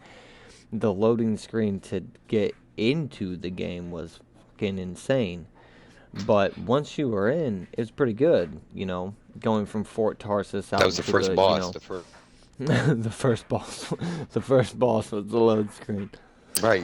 I can't parry the fucking loading screen. Let's go. Yeah. Something else I'm excited about. Talking about releases. Now these are all the PS5 releases. Is I don't know. I'm intrigued. I'm intrigued that PS5 is releasing Hogwarts Legacy, which is a Harry Potter RPG. So I But think you that will actually be. make your own student and go through the school that way, correct? You're I'm not not playing the characters from the books or the movies? I don't believe so. I think that you get to make your own character. I haven't looked too deep into the game itself to see what all it is offering, or what the rumors are for it, or what they've come out and said this is what it's going to be. I Well, mean, because just because a trailer was revealed doesn't mean they're going to give you any good information. Elden Ring. right, right. Damn Miyazaki, you from please. software. Miyazaki, please. That was the big reveal. There is no Elden Ring. No, There's just just a I like. Demon's Souls remaster. Please, Miyazaki, I'm dying here. Just something. Just show up. Just a thumbs up. It's just a. Is Elden Ring real? Just like him showing a thumbs up, just an image. I even with this PS4, I haven't been following along with PS5 releases or anything like that. I've seen some random trailers pop up, on Facebook or as an ad on, uh, when you go down that rabbit hole of YouTube, you just start letting fucking shit play, and it's just like I don't even remember what I originally started watching. So, Uh, so I can't. I got problems when it comes to watching trailers and when it play because I will literally just sit for hours watching, just trying to find every obscure thing I can about this video game that I am so excited to play. So I try to avoid that and just be like, I'm just gonna pretend it doesn't exist and wait for it to come out, and then I can unleash the hype. Surprise! The one thing that's been really hard for both of us to do on that has been Cyberpunk 2077. I think Yes, both of yes, us are equally just jacked the fuck up about that game, man. Like, I am ready for that game to be playable. it's And I know it's super soon. It's finally getting here. I know we're creeping up on it every day. I'm like, I check the calendar. Have I slept long enough? Please, you know. And I am gonna stream Cyberpunk. I'm gonna have a stream series of a blind playthrough of Cyberpunk 2077, and I know that there's probably going to be a ton of streamers that are going to. So even if I am one, at the bottom of a list of 1,000 streaming this game, I really want to do that as well. Um, because I love sharing that experience, playing the game and having those I love the oh shit moments when you're playing a game for the first time, and I'm expecting good things. I mean, Cyberpunk is the game to beat, Ghost of Tsushima for game of the year. Well, and That I is, told you about, how awesome it was that I was watching the trailer for Obsidian Games' Grounded game, where you pretty much Honey, I Shrunk the Kids. You play as kids yeah, shrunk yeah. down in the background and uh, uh, shrunk down in the backyard, and you got to fight off spiders and ants and cut down leaves, all this other stuff. Survival game, but with a clever uh, spin to it. But I was watching a trailer for for this Grounded game, and they're all like, "If you're ready for the biggest game of the year, stay tuned for Cyberpunk 2077." And then they like went off, and they're like, "Hey, if you need something to play in the meantime until the release of this epic game, check this Grounded game out." So That's it's awesome. so phenomenal that another game studio, and Obsidian Games makes good games. I mean, we're talking about a AAA game developer, Right, that is like given that nod, given that that bow to CD Projekt Red, and just being like, "Yeah, you got this." That's a hard to ignore accolade in my book. right. When other game companies are going, yep, this is badass. When other I game mean, and companies are like, "We can't wait to play it either." Like, right, like hurry up, assholes, come on, like, let's go. Um, so with CD Projekt Red talking about Cyberpunk, for me, I mean, I know I've said it. I said it the last time we had a game chat. You know me well enough that I'm such a Geralt of Rivia fanboy that they're just like, we made this 8-bit theater Geralt of Rivia game, and I'm like, let's do this. right. This is Witcher's work. Like I'm all about it. I'm all for it. So but when Witcher's played through that, man, they for me they raised the bar when it came to RPGs and what an RPG should be. I would love to see CD Projekt Red. I would love to see them make a new Witcher game, and I'm okay with them taking Geralt and let him retire. Geralt's done his work. He's done his thing. We can move on to the next thing. But I would love to see a multiplayer Witcher game set in Set before Geralt of uh Rivia I would times. I would love to see create your own Witcher. Right. And You know, that would open up a lot of really exciting potential gameplay because um well, I don't want to give story away for anyone who might not be familiar, but there's a pretty big thing that goes on, and then there aren't a lot of Witchers left in the time of the Geralt of Rivia Witcher trilogy that you're currently playing through, right? yeah. There's only a handful of them, but in their heyday, there was battalions of Witchers. Right, they were pretty numerous. So I would like to see, even if they took a step back in time, or yeah, I trust, I trust. CD Projekt Red to, put their own spin on it. I mean, they put their own spin on the video games, in comparison to the novels. I mean, the there's stuff that goes on in, the video games that just isn't true in the books. Right. So I would trust them to put their own spin on it and make it their own thing, and it still be legit. It still be incredible. And Well, I mean, that is a game I would sink a lot of hours into. CD Projekt Red has done a really good job of delivering what they say they're going to deliver. And I think Right. we kind of talked about this on the last game chat. Is there's just a fundamental lack of trust in the gaming community when it comes to some of these developers that we've known and loved for years. You know, Oh, Bethesda absolutely. Bethesda being a big one with their inability to change, but ZeniMax, that's something that I'm excited about, up and coming in the gaming world is ZeniMax has been Oh boy, purchased. What? we had some audio skip there. Oh. Yeah, Uh, just some audio skipping. ZeniMax has been purchased by Microsoft.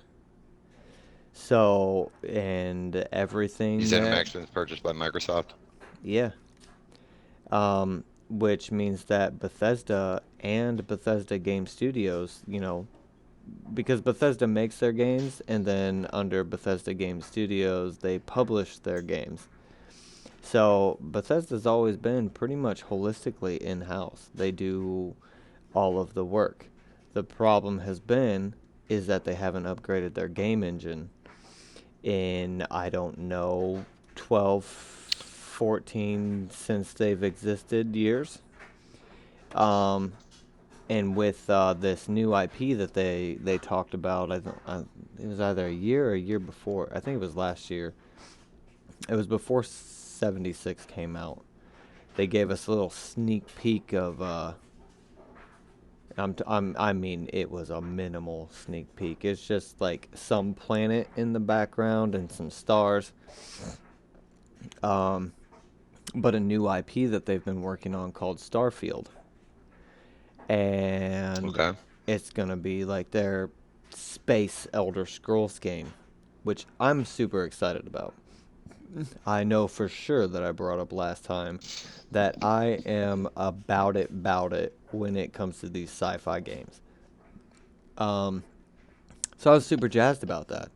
But then it's like, yeah, we're still, beating this dead horse of a game engine that literally it just won't function on processors anymore. Once Microsoft purchased ZeniMax, Todd Howard is on record saying, "Yeah, well, we got to rebuild a whole game engine for Starfield." So they might have some delays, and What? I will be okay with it because if it's forcing Oh yeah, I'm Bethesda, I'm who perfectly makes fine. they make good games, they make reliable games. I mean, I still think Elder Scrolls Online, despite my hatred of that game when it first released, they have turned that game around. There are people playing it right now. They're constantly updating, they're constantly adding DLC for it, you know, whether it be, large entire continent expansions or just the run through, like some extra dungeons, some extra bosses, stuff like that, purchasable with their whatever that currency is, whatever their premium currency is, and Crowns. yes, it crowns.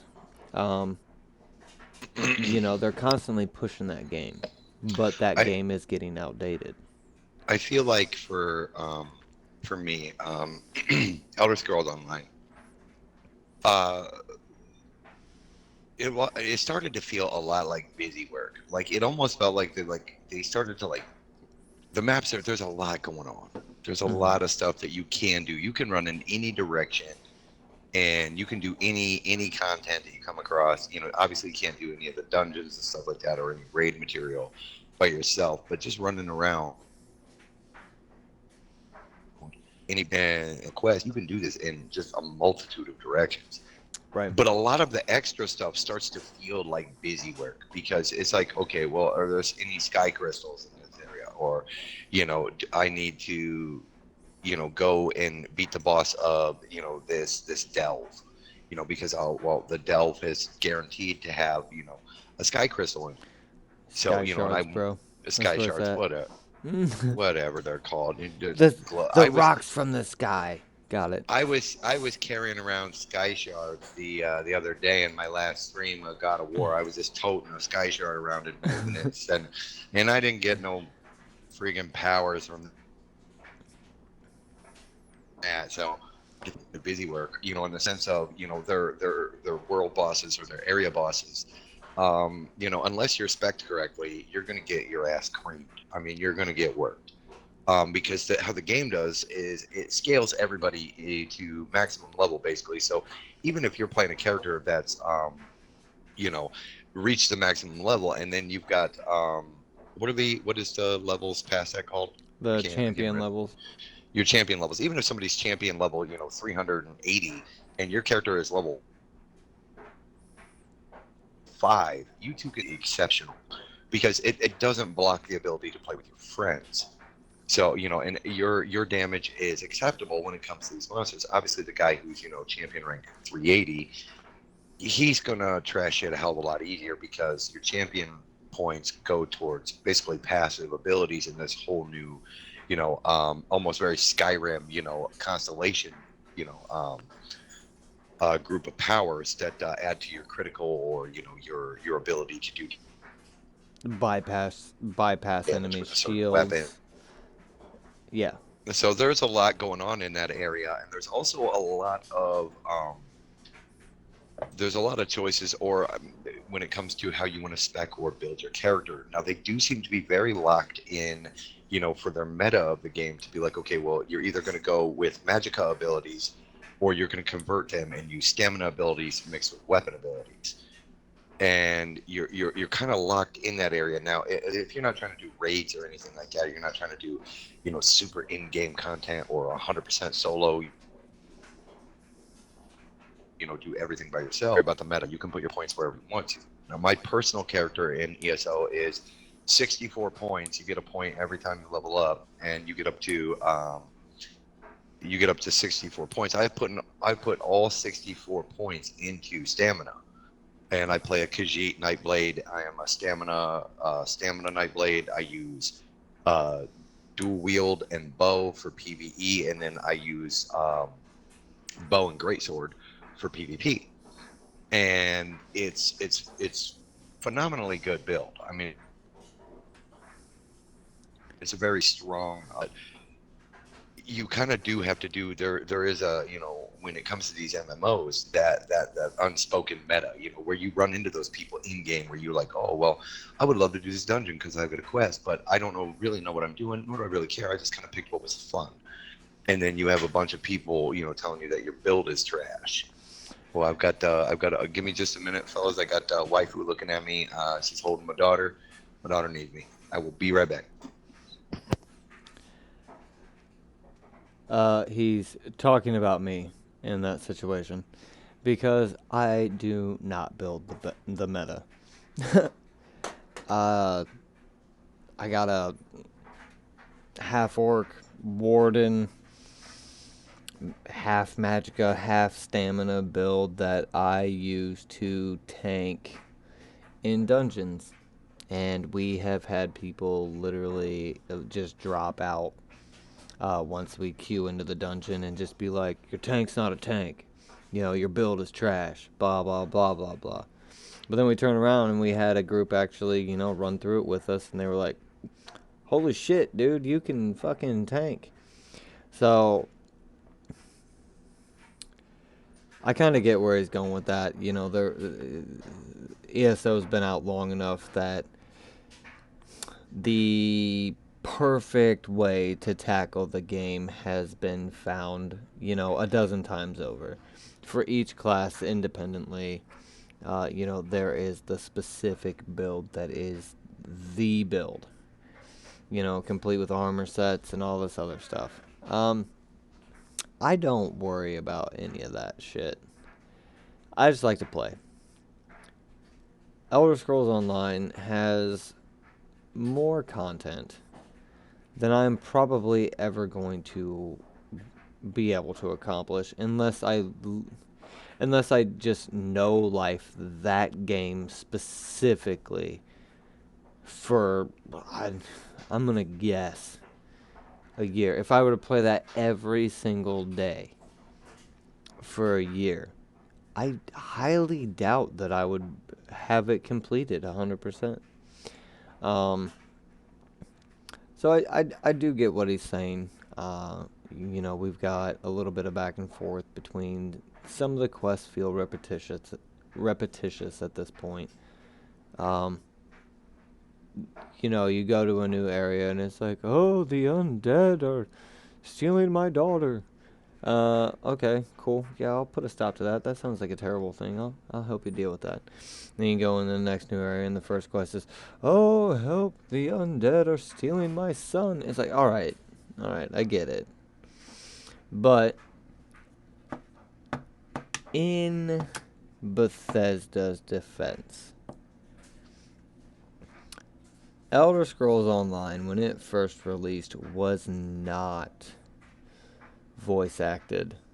It was a shit ton of reading, and it was a nightmare to even get out of the beginning area. It was rough. It was like real rough. There was no nav points. There was no, like quest markers, anything like that. It was, build your character. Get a loose idea of what it does. Now go down into this literally demon-infested area. Run around. Kill some Clanfears. Kill some demons. And bumble your way through until you got it. So I had pre-ordered it when it first came out. When it was first coming out, I pre-ordered it, got the collector's edition, all that jazz, because I was super excited. And then I got the game, and I was like, this is fucking trash. Just straight up garbage. And Rogue had asked me, he's like, how you liking it? I was like, don't even fucking bother. Don't waste your time with this game. And he didn't. And then a few years later, he hits me up and he's like, hey, I've been playing Elder Scrolls Online. And I was like, ugh, sorry about that. He's like, no. It's like really good. So, I reinstalled it and I got back into playing it, and they had changed so much. Having the game completely voice acted. I'm talking like everybody. Every fucking person you talk to in that game is voice acted. They got some real off the wall quests. They've got some annoying people that follow you around promoting their DLC. Like, hey, are you sure you don't want to go to Rothgar? No, I really don't. Not yet. Please fuck off. I'm just trying to save some people right now from werewolves. So I can kind of see what he's saying, but I do think that I'm sticking to my guns on this one, that Elder Scrolls Online is probably the best MMO out there, in my opinion. It's got challenge. It's got more quest lines than you can imagine going on. They're constantly adding to it. They got armor sets. They got weapons. And they don't restrict you. If you play, like he said, he plays a Khajiit Nightblade. I don't know if you heard, but one of his weapon setups, he's wielding a greatsword. He's probably level 50 proficient with that greatsword. So there's a lot of things you can do in that game build-wise. Now, you're not really getting like level up feats or anything like that like you do in Neverwinter, but still, you don't really need those, because you can focus on what you want. You want to make a paladin, I think it's called a Dragon Knight. In ESO, you can make a Dragon Knight, and you can wear light armor the whole time, and you will gain experience in your light armor and unlock abilities that are specific to having levels in light armor. You can wear light armor and wield a destruction staff or a restoration staff or a bow and arrow, and all of these different things have their own kind of ability tree attached to them. So you really can get in there and just kind of focus on, this is what I want to do. So with my warden, like I said, like he was saying, my warden is not a meta build by any stretch of the imagination at all. It's like, hey, you chose the wrong tree. No, I didn't. I chose what I wanted to play and figured out a way to make it work. All right, I have returned. Sorry about that. I was just talking about ESO still. But I was almost wrapped up when you returned, so if you go would ahead like and finish your thought. If you would like to move on to the next, I was just saying, I think that the content that ESO has to offer, even to this day, you have the ability to play what you want to play. It's not going to stop you from accomplishing the game. I had mentioned, the how we kept having people leave when we were queuing up for dungeons because they'd check my warden's build and they're like, you're not a tank spec, and they just drop out. And it was having a hard time, but we finally got someone to a couple of guys to actually run the dungeon with us, and they're like, fuck yeah. Fuck yeah, right. you got this. So it's just because it's not the meta, you're gonna run into those people that have their head up their ass about it, and they're like, this is the only way. In a game that has as many options as ESO, I said just before you pop back on, I was like, I think that ESO is probably the best MMO out there, in my opinion. It has more content and more options than any other MMO I've ever played. I would agree that there's a considerable amount. I don't think that content alone or just having the additional quest, because it is voice acted. The game has come a long way. Because when it first came out, it was all text. It was all, you had to read everything. Yeah, I'd mentioned that. So steps forward. I don't think it's necessarily my favorite MMO, but I would say that it's got a very strong game. You can lose a lot of hours in ESO doing, running around. Is it Skyrim? Absolutely not. It is absolutely not Skyrim. So if you go into it thinking, this is going to be the same as, I love Skyrim, I love Oblivion, I love Morrowind, you're going to be disappointed because it's not. It's not. It runs very differently, with hotkey attacks. So, but the content itself, the stories itself, I think I have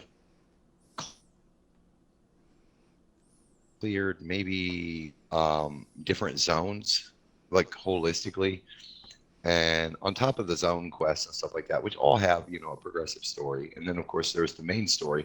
The unfortunate thing I don't like is the main story itself. Majority of the main story is solo.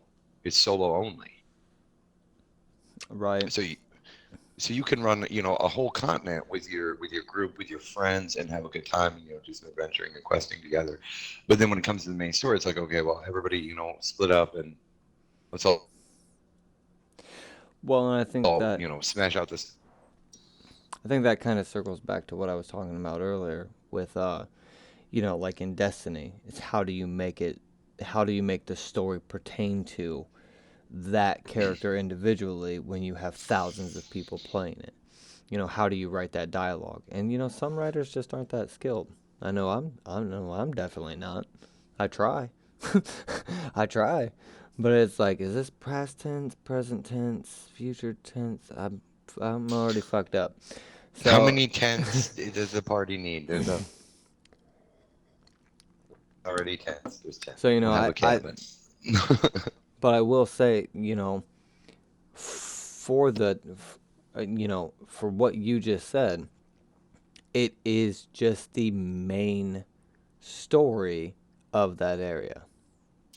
And I think I think it's just the main story of the game, of the base game of Elder Scrolls. I think that all of the other stuff we've been able to tackle in a group.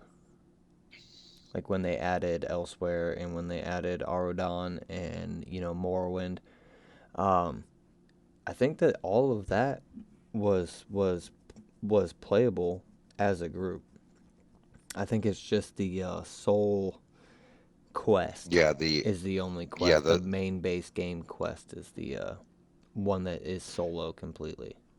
yes, because most of the DLC areas you can run with a group. You can run like you were saying. You make it to Morrowind, and you run that quest. We did the whole thing together. So there is a bunch of that you can do. You can do with a group. So yeah, you are correct in that aspect that it is just that soul quest itself that you have to do solo, which they're pretty short. I never really struggled with any part of it. I didn't even beat the main story. That's because there's so much you can do. Leveling is it's very easy to get lost on a continent and ignore, but you never really out level those quests. Those quests are still very viable, when you go back to them because of how their leveling system works, Right. which I is actually very just unique. beat the main storyline quest. I think at the beginning of this year or towards the end of last year. I finally beat it, and I remember I called you and I was like, "Man, have you beat like the Cold Harbor shit?" You're like, "Nah," No, and I was like, "It's pretty fucking awesome." Like, uh, so I've actually beaten that entire storyline, and like you said, it's holistically solo, but it's good. I mean, the gameplay doesn't get all into it. Farmer Jacob isn't telling you about, how he rotates out his crops and stuff like that. But there's a lot of aspects to ESO that I think that some other MMOs could definitely take note on. oh yeah. Well, you're always, like I said, you're always going to come across that dumb meme quest where you make it to Barnaby's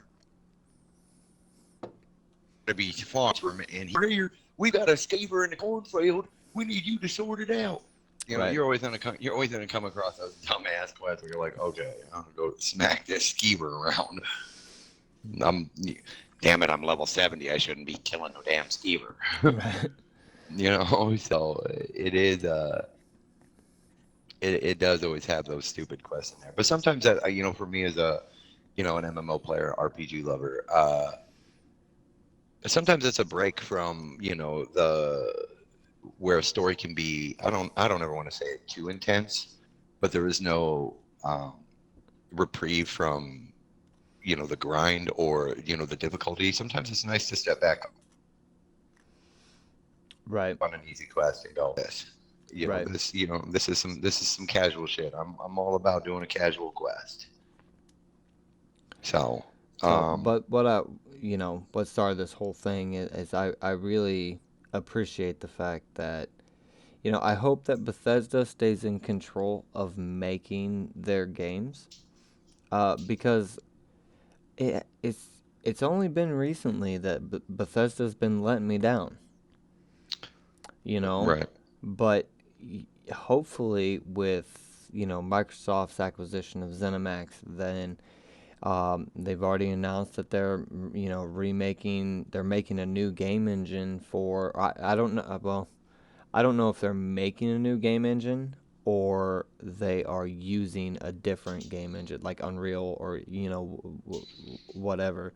I'm not sure how they're proceeding, but I do know that they probably have to backtrack some, um, and bring these games to a new generation of systems. So I'm excited to see what Bethesda's capable of now that they're being made to use, modern technology. As ridiculous as that sounds, but computer shit. I think I read a thing that computer technology doubles like every 10 years or something like that. No, I think it's quicker than that. But it's like it just multiplies on itself, very quickly. 4 becomes 8, 8 becomes 16, and it just keeps fucking going up like that. And I'm not sure what uh, I read the time frame as, but if that's the case, and this stuff is doubling its own efficiency every few years, that's why your console is now out of date. 5 or 6 years down the line. If Bethesda hasn't updated their game engine in 16 years, how far behind, how much better could their games be if they just would have taken that step towards the new game engine? So I'm excited to see what happens with Starfield. I think we're still a ways off from it. Um, and I have no idea what's going to go on with Elder Scrolls 6, but I think that this will hopefully push Well, they, Bethesda in a better direction. Bethesda, Bethesda, like you said before, used to be up until this 76 garbage, I mean, they were number one ranked publisher of the year in 2018, game of the year winner 5 years in a row. You know, they they had RPG of the year with Oblivion, consensus game of the year across all outlets with Fallout 3. Like I'm just looking at some stuff that some accolades that Bethesda has as a company, and I mean, once upon a time up until the 76, you know, when Bethesda said they were going to make something, man, there was a hype train. There was a lot of hype that followed. Right. So, I am interested to see what they're going to do with, moving forward. Does that mean I'm going to pre-order it? Fuck no, I'm not pre-ordering anything they make ever again until I look at some reviews, check out some streams, because you didn't burn me once, Bethesda. You burnt me. You burnt me. I think I was hyped. Oh man, we Right? were all so excited for 76. I had some hesitation. I think we talked about this last time. So I don't want to get too much into it, but I But there do were think definitely I red mentioned, flags. I was like, where the fuck, if there's no one left alive, how are these quests progressing? He's like, go Right? hack No. this computer so it can tell you what computer to go hack next. And like, just Right. no, it was very neat to jump into a world where you were the only person.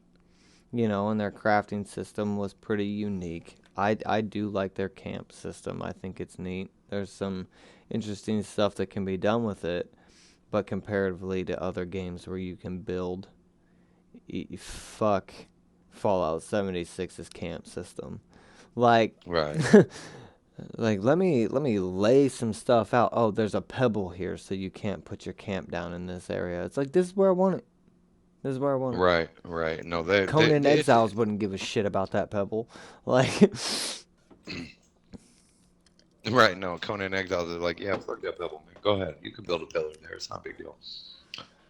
Um, moving on from Bethesda, I did have some questions. I know we tend to bob around a lot. Obviously, any questions or input, comments, concerns, or whatever from chat. If you guys got any questions concerning games that maybe we played, maybe you played, feel free to fire away. Otherwise, we're just gonna definitely, keep rambling on. We're gonna keep definitely rambling if on because this is our definitely if you've played them phone calls.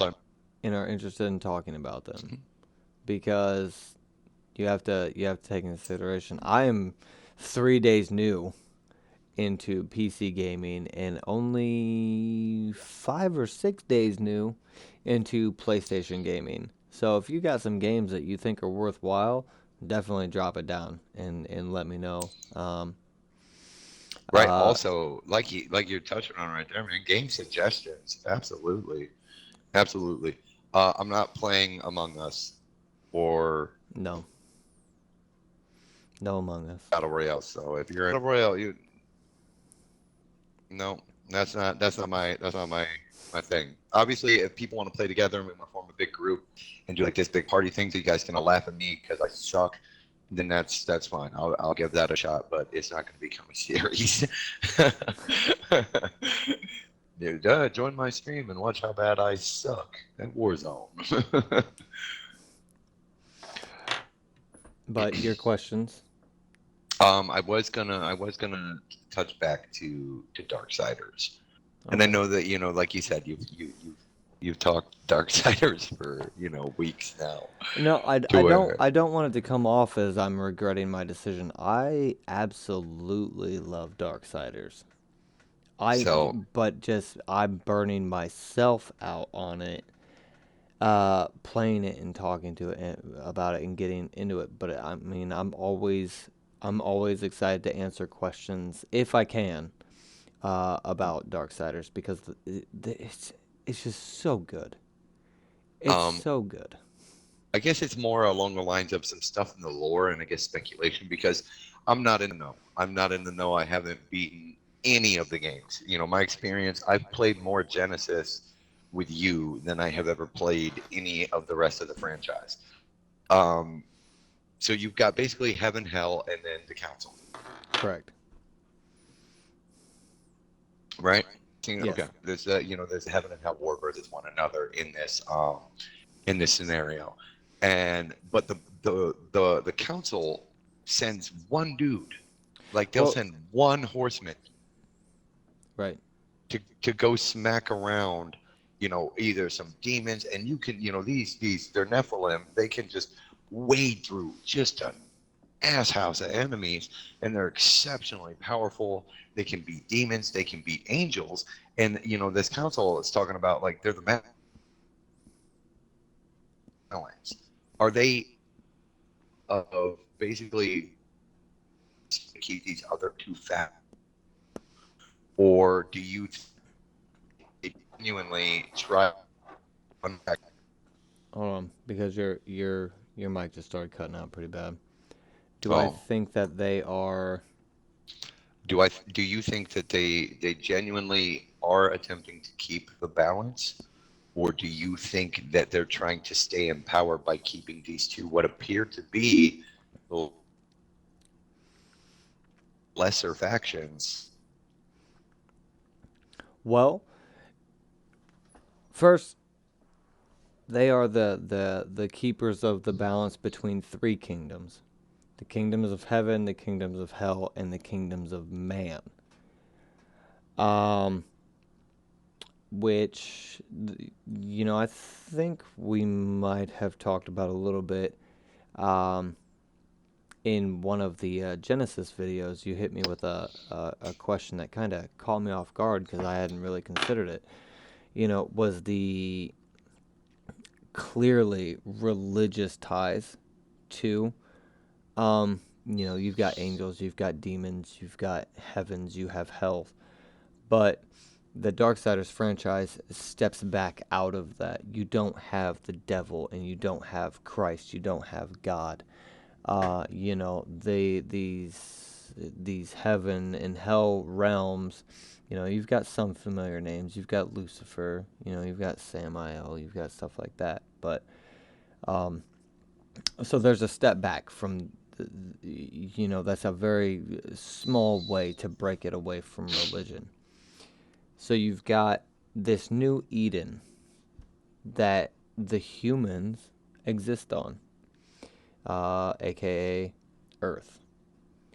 Heaven and hell go to war over it, and humans are quickly losing the battle because they're, right out the gate, a brand new race. So the council steps in and they force, with the Nephilim, a peace treaty. Enter the seven seals from Revelation. The idea of the four horsemen of the apocalypse riding as heaven and hell go to war. This is decreed by the council, the charred council, instead of, God or the devil. Those concepts don't exist. So you've got three kingdoms and then the charred council over that. You've got the horsemen as the peacekeepers. They are essentially tasked with keeping humans alive long enough until the humans would be able to wage war against heaven or hell, respectively. So then they're on their own, kind of. Once the humans would be able to defend themselves against such forces, the Nephilim and the Charred Council would no longer be needed. They'd still be there in the background, but their role past that, I have no idea.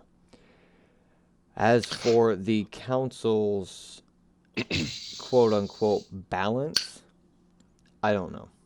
I think that, I don't know. Even when I first played Darksiders, I've always had this sketchy feeling about the Charred Council. They have, these creatures called the Watchers.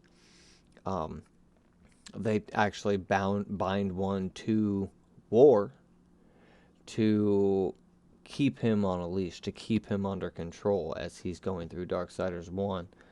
And you wanna hate that guy. You wanna fucking hate that guy. But he's voiced by Mark Hamill, so it's honestly really hard to hate him. even though he's a skeevy little motherfucker.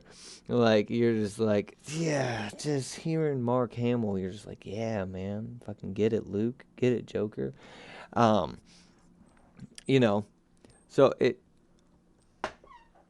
I've always thought that the Charred Council was on some next level shit, some sneaky ongoings on.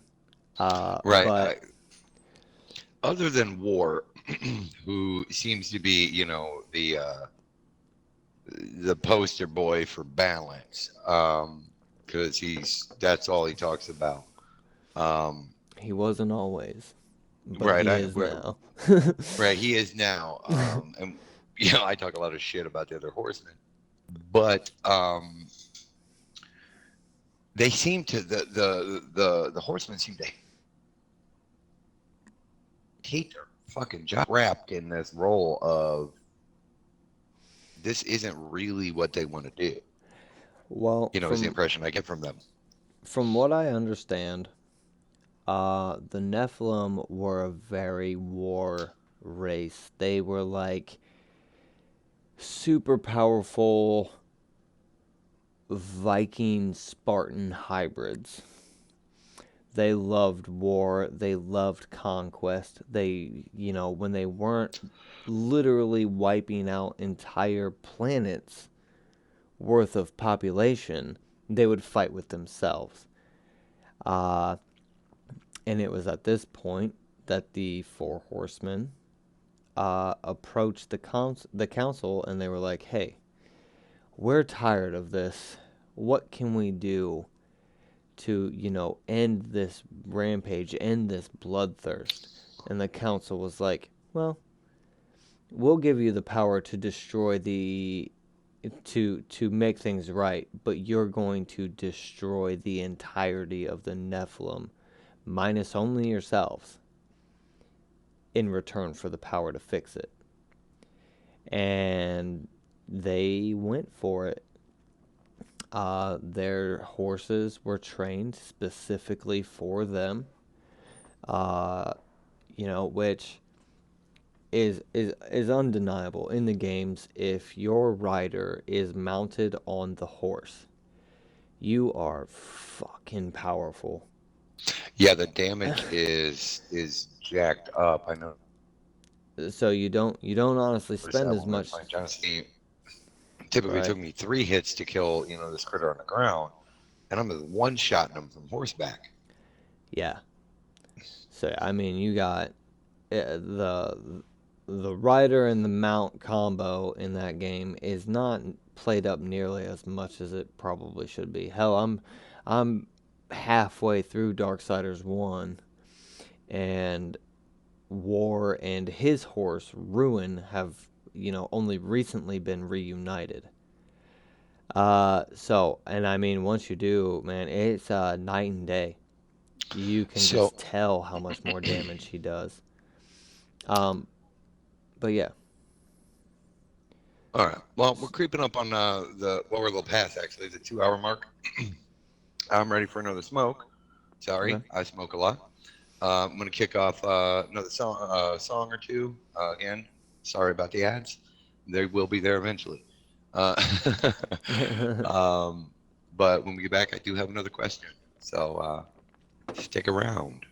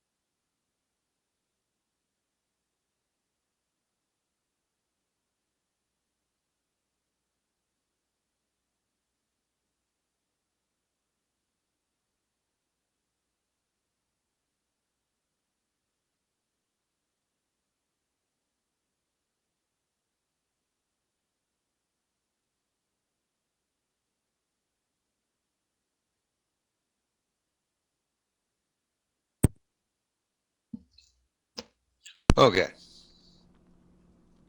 I am back. And as am I. All right.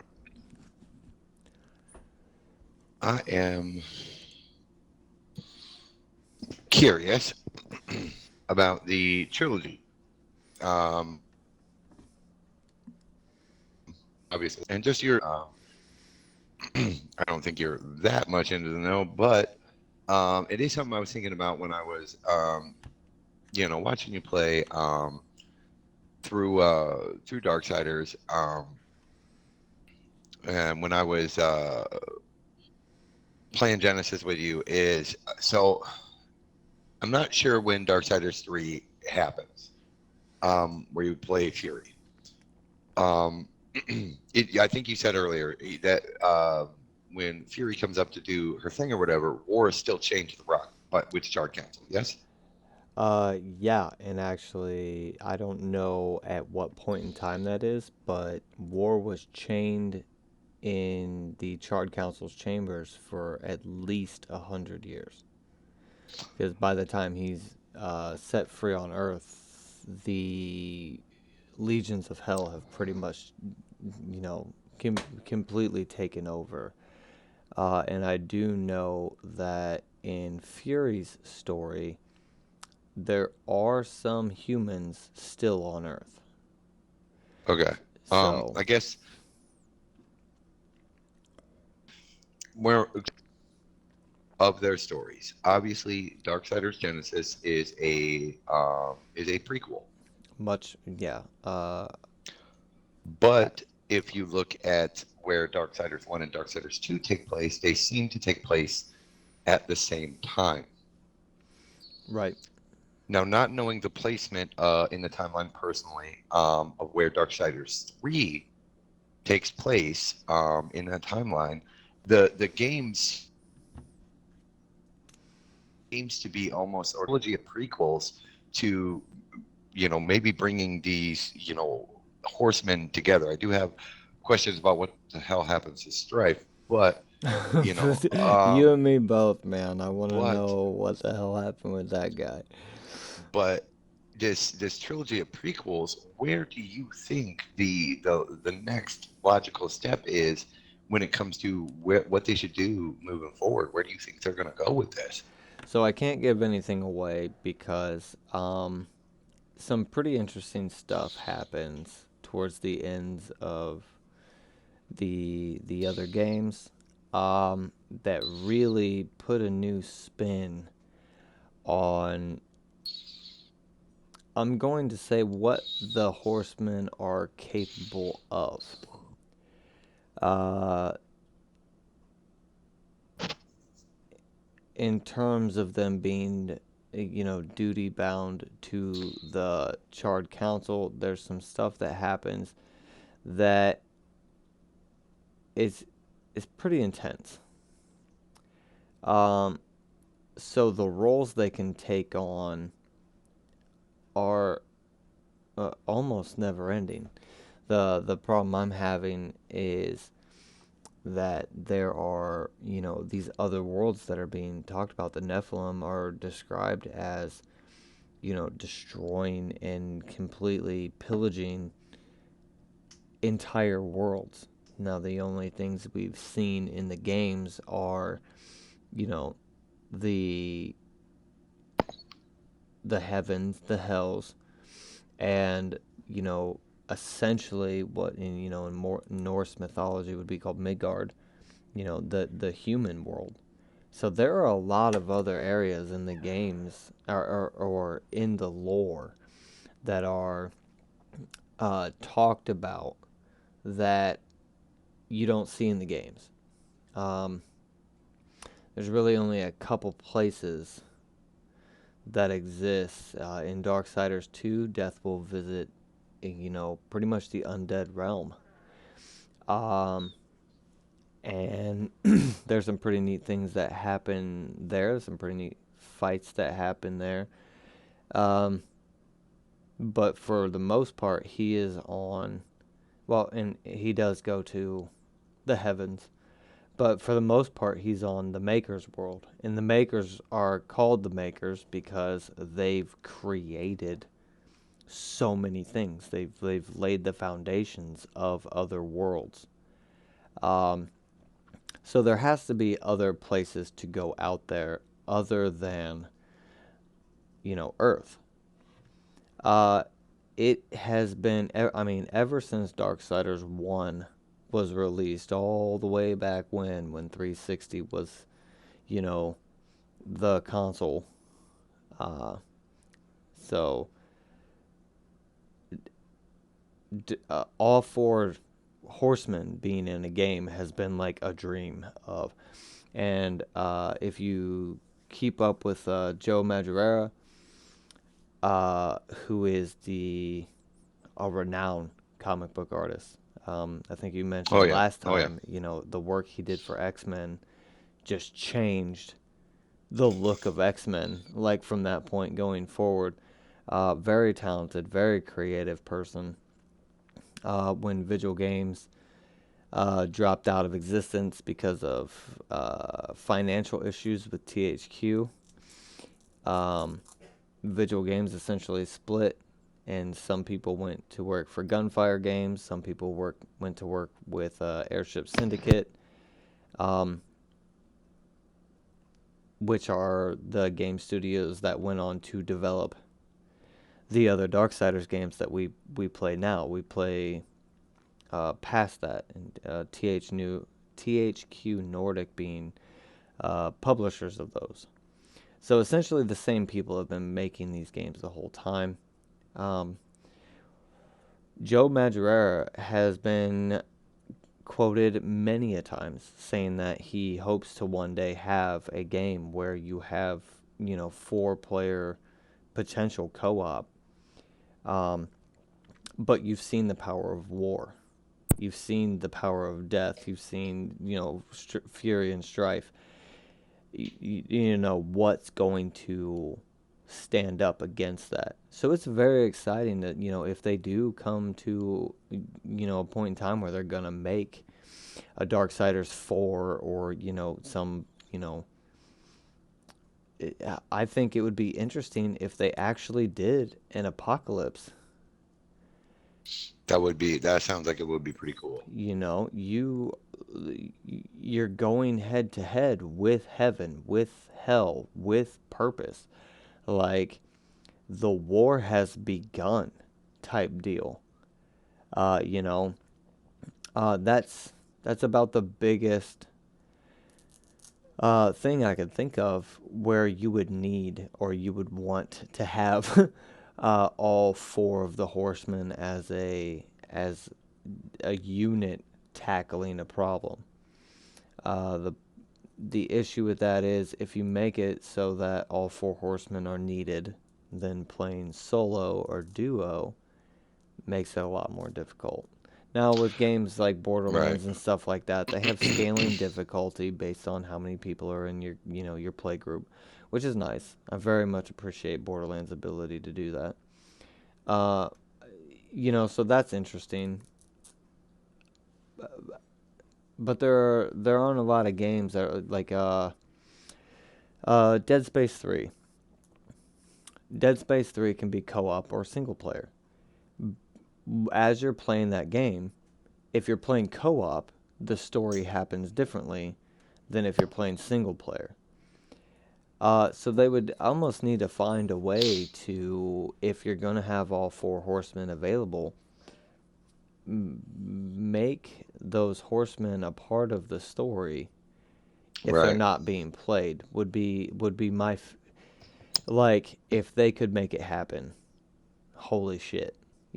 Like I would just geek the fuck out. I'd be so excited. I'd be like, okay, well, no one's Okay. playing, That's no one's playing that I Fury, mean it but sounds yeah, no, I got dibs on war. I know So you do. war number one, team war. Um so I guess that wraps up my Darksiders questions. Yeah, I love diving in and speculating. I know there's So a lot of people sorry that are if they like, weren't no. answered. that way. I don't want to give too much stuff away because I do know some things that would just be like, well, no, fucking, I'm not watching this now.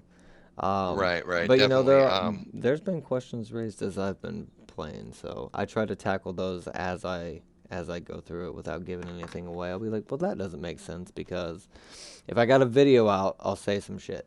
But if I don't, I'll wait until that video's out and then be like, remember when in, episode 5? So, Right. moving on. Moving on. No, I definitely agree that it'd be pretty hard to dive in a very challenging. I want them to adjust the camera angles and stuff like that. I really want them to polish up pretty again. I would love to see one of the next gens tackle that. Darksiders Apocalypse. If you haven't already, check out Zombie Plague's channel and definitely give those a look. It is some crisp gameplay. He's pretty good at the game. Um, it's got nice amount of puzzles. It's because I assumed that it was just a hack fest, and it's really not. There's good puzzles. There's great lore. The voice acting is in my opinion 8 out of fucking 10 at its worst. Oh, And war is just intense, bro. 10 out of 10 in its in its finest form. The voice actors for all the different characters for war, for the different horsemen are very good, as well as the demons. Like I'm not sure who voice acts is a voice actor for Samael, but Sammy's got a great voice actor. These the games are very well done and in an animation that isn't like a whole lot of other games, because they've got this this very powerful, almost like I don't, but almost edge of this could anime style. I think that they're awesome. Yeah, I love the very much storyline. appreciate the style of them as well. I follow your post, so they're super good. But in other news, what else we got, brother? I mean,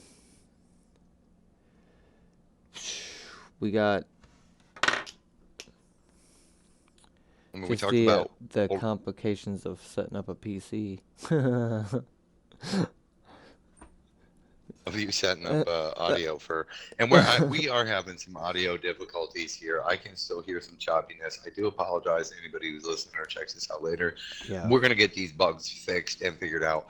I'm not the greatest tech head. Obviously, hit us up with some whispers, or so that maybe if there's a better way for us to do these game chat streams to where there's less audio issues, because we're currently just using the Xbox console companion to do these. We were trying to use the Steam. but he couldn't hear me, so I don't. We're not sure. We'll figure something out though. It will get better as we go along. We promise. Yeah, it will get better. Because I very much like having these chats. As far as gameplays and stuff like that I've been kicking around, I know that I dove. We've already talked about God of War, but I dove. Both feet into this. It's such a captivating and investing. Playthrough. What's funny is he actually said I have to slow down, but or apart I'm just from that, gonna chew through. Yeah, I'm gonna probably smash that playthrough, and then be like, shit. I was playing some Pathfinder Kingmaker, and if you're interested in Pathfinder role playing, Pathfinder tabletop, that kind of stuff, I've been playing for a long time. I've been playing Dungeons and Dragons since I was 15 years old. Being a storyteller, additional voice. I don't know how well they're coming through over the stream, but I think they're fine. From what I've seen of them, they're pretty good. Right, when I for doing the playthroughs of Pathfinder Kingmaker, it's a lot of reading, but I am very much enjoying the playthrough. It is a slow roasted game, though. It is something that, I feel like, because I've looked at other people's playlists, other streamers and stuff like that, or, YouTube videos to be like, oh, and, I'm coming across 178 videos, 213 videos. I'm like, oh shit, this is the age of Kingmaker. But the game itself is very good. I do like the mechanics, and I have started to slow down. Excuse me, slow down in my playthrough to kind of explain, because I haven't played Pathfinder, role-playing game, the tabletop, first edition. We're doing some second edition stuff here, but Kingmaker is played in the role-playing. I'm so familiar with the system. Now, I was making some serious mistakes today. I think I channeled positive energy like 3 times today while there were enemies within the radius, and I was like, stupid, stupid, stupid. But, because I was like, oh man, that was dumb. Hey, you guys are looking pretty beat up. Let me go ahead and take care of that for you. That's all the troll needed. That's all the troll needed, was for me to heal him as well. Which I have started to slow down, because I'm so accustomed to the system. And then I'm just like, okay, well, this will be full round action. If I make my 5-foot step and I make a double attack, this is sucking up my main character Tyel's entire action space bar, move on to the next guy, and the combat seems to be going pretty quick, even though I am doing turn-based, which you can turn-based off. I just don't, because I love that Pathfinder feel to the game itself. It is me role playing, on the PC, having my own solo campaign sitting right in front of me, and I don't have to be the storyteller for it. So I am definitely enjoying it. It is a lot of reading, and I am starting to get my voice back, so I will be diving back into that. I had a couple episodes where it was really rough, where I was like, my voice is all hoarse and shit. I sound like Geralt of Rivia in real life, after a carton of menthol coolers, and I'm like trying to read this thing out loud. I can feel my voice like starting to give out. And I was like, oh shit, maybe I should play something that talks for me. Well, we should probably talk about that, because you said that it's a very slow roasted game, but when you're playing, because Rogue is actually the one that got me into playing Pathfinder, and subsequently going back and learning D&D and White Wolf and some of these other systems, some of these other game types. They're slow progressing games, but oh yeah, there's no other games like them. So I do very much appreciate that you're sitting here and you're like, it's a slow game. People got 170, 200 something videos into it. That makes me even more excited. As someone who, appreciates the literal art form that role playing is. oh yeah, It's exciting that they took the time to, really, draw that out and be like, this is a slow brew campaign, because in Kingmaker, it's called Kingmaker because you're becoming a king.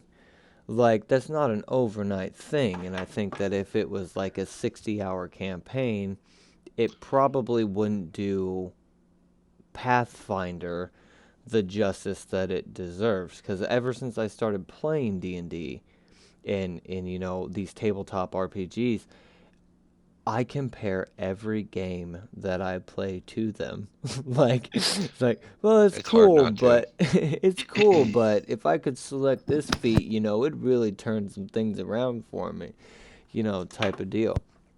So it's nice to hear that that it is kind of slow going. And, like you said, you've been playing it since you're 15.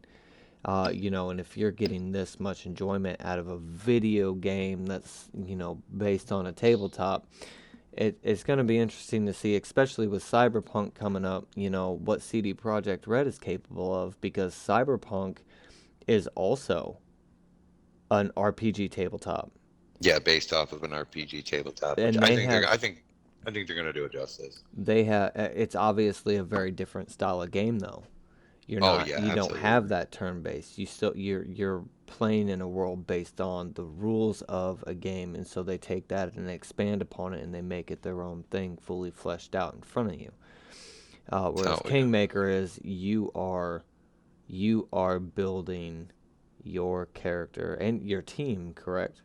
You choose the Yes, levels and character classes for your team as they level up as well. yes, you can step out. I've currently kept everybody the class that they started as, because being a veteran role player, unless you have a specific build in mind, it's good to have a good base in whatever class that you start with. Unless you have a good idea, and you've kind of pathed out where you want to take that character. Oh, so I have kept the characters. There's only one character who has a build I disagree with. I haven't seen anything come of it, and it's Valerie in my party. She starts out as a Tower Shield fighter warrior, or Tower Shield specialist is her archetype, and I'm just not feeling it. I don't want to give her a Tower Shield. She's tanky, but she's very mediocre. So I really haven't done anything with her build. The rest of them, knowing the feats and stuff, I kind of blurred through that stuff when I was doing level ups. I kind of just blared through it. And because I know what I want for my character is I'm playing a Slayer is the primary class for my main character, and I do plan on multi-classing with him, but I'm gonna do so later in his build because Slayer has high base attack bonus, take rogue talents, and this is all Chinese algebra to anybody who doesn't know anything about Pathfinder role playing. But there is a coda system, a system in place for success and failure. If I could give people advice on the game, if you're going to step into Pathfinder Kingmaker, and you're gonna give it a run, make sure you have something that deals with fear and take the fucking grease spell. Watch my playthroughs, man. Grease is the most overpowered. I've been playing, like I said, I've been playing D&D since I was 15 years old. Grease is just putting everything on its spell. I was fighting it was literally this dire bear treant, and which is I was like, okay, big bear, let's do this, let's go. He turned around and he attacked one of my characters, hit them 3 times. He got 3 attacks in a round, and I mean we're talking about 10 damage, 12 damage, 15 damage, and one of the attacks is a stunning hit. And I was like, oh no. Oh no. Gotta love those natural attacks, huh? Right, I'm not supposed to be here. Like this is about to go bad for the A team. Guys, here we go. Let's go. It's time for little Bard, Lindsay, my Bard, who's pretty useless and mediocre when it comes to combat. I'm like, take a shot, little Bard, and she fires and hits it for like 1 damage, and I'm like, woo, let's go. But she has the grease spell. So I throw out grease. It trips the fucking bear. And then my party just stands over it and just beats it to death in a fight scenario that I probably would have lost if I wouldn't have tripped the damn thing. Later on in this same playthrough, this is the most recent one, if you want to check it out and catch up, but in the most recent one, I fight this bear, deal with it, kill it, but then area pops up while I'm exploring the map, and I was like, you never know till you check it out for yourself. I pop in there, there's a fucking CR6 troll in there, challenge rating 6 troll in there. My character's only level 4. I was like, oh shit. Okay, how am I going to deal with this? I check my inventory. I've got Alchemist Fire, so I have a surefire way to win. Beat him to 0 hit points, throw an Alchemist Fire on him. Done. We're going to give this a go. Jump into the fight first, immediately. The first opportunity that I get, I'm like, Grease, let's see if it works, baby. Let's see if Grease can bring down the troll. Sure as shit, the troll hits the deck and my party beats his ass to death. I toss a fucking firebomb on him. Fight over. Grease is so overpowered. So if you play Pathfinder, if you play Dungeons and Dragons, take the damn Grease spell and piss your storyteller off. That's my advice. Well, I think what's pretty amazing to consider considering the length of this game and stuff like that, is the level. Take it, max level is 20. I'm going to assume. I'm going to assume that they're only going to 20 and it's not going to be into epic levels. Most adventure campaigns or chronicles, when I believe how the adventure paths for Pathfinder worked is most of them went to level 16 or around 18. Very, very rarely did they go from 1 to 20. But they do leave that gap or that room for the storyteller to throw in the thing. Obviously, in a video game, I'm hoping 20. I'm hoping it goes all the way to 20. Obviously, you're going to have to earn it and do all the quests and really hunt for that, because if you just go straight for the story, not only are you probably going to get your ass beat, but you're not going to get that additional experience you might need to take on that next challenge or those optional challenges. So I'm hoping 20. I'm hoping it goes to level 20. I imagine that it will. I just, it's probably a surprising number. When Destiny first came out, the level cap was 20, and with their very next DLC, they bumped it up to 30, and then with the DLC after that, they went to 40. So, this isn't one of those style of games. Now, I can't say for sure. And I don't think that you're able to say for sure either. But when he says slow brew, it's. I'm glad to hear a lot of the things that I'm hearing as a role player. It really does sound like you can just delve into this character and this character creation, and not only make it what you want, but get that that kind of grind without the grind play. Right. Something else that I think the most daunting part about those kinds of games when it comes to Pathfinder Kingmaker or games where they have very definitive builds or build mechanics when it comes to creating or developing your character is I don't want to screw my character up.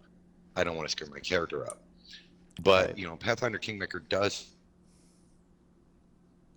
have a respec after you rest there for the first time.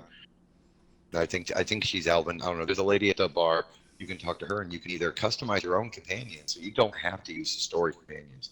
I think you can purchase and then go through character creation again, and basically build a custom party. So if you are playing it and you have like an old school D&D party that you and your friends played together, you could build essentially that play group. You could build that group of adventurers. And then respec them or trade them out whenever you leave O-Links. You get to choose what characters you take with you. I do believe that there's a cost when it your character, as well as hiring to Pillars of Eternity. I think the hardest part of Pillars of Eternity is if you don't like to read, you're gonna hate these games. Mm-hmm. You're gonna, because I have played Pillars of Eternity 1, and it is a novel. I mean, it is intense. Just how much reading you have to do. I enjoy that kind of stuff. But I know there's a lot of gamers that don't. There's a lot of people, or so like that. And I don't want to necessarily say they don't care about it. They play a video game. They want to get into the action. They don't want to read a book. Right. They wanted to read a book. They would have bought a book. But for me, I think that's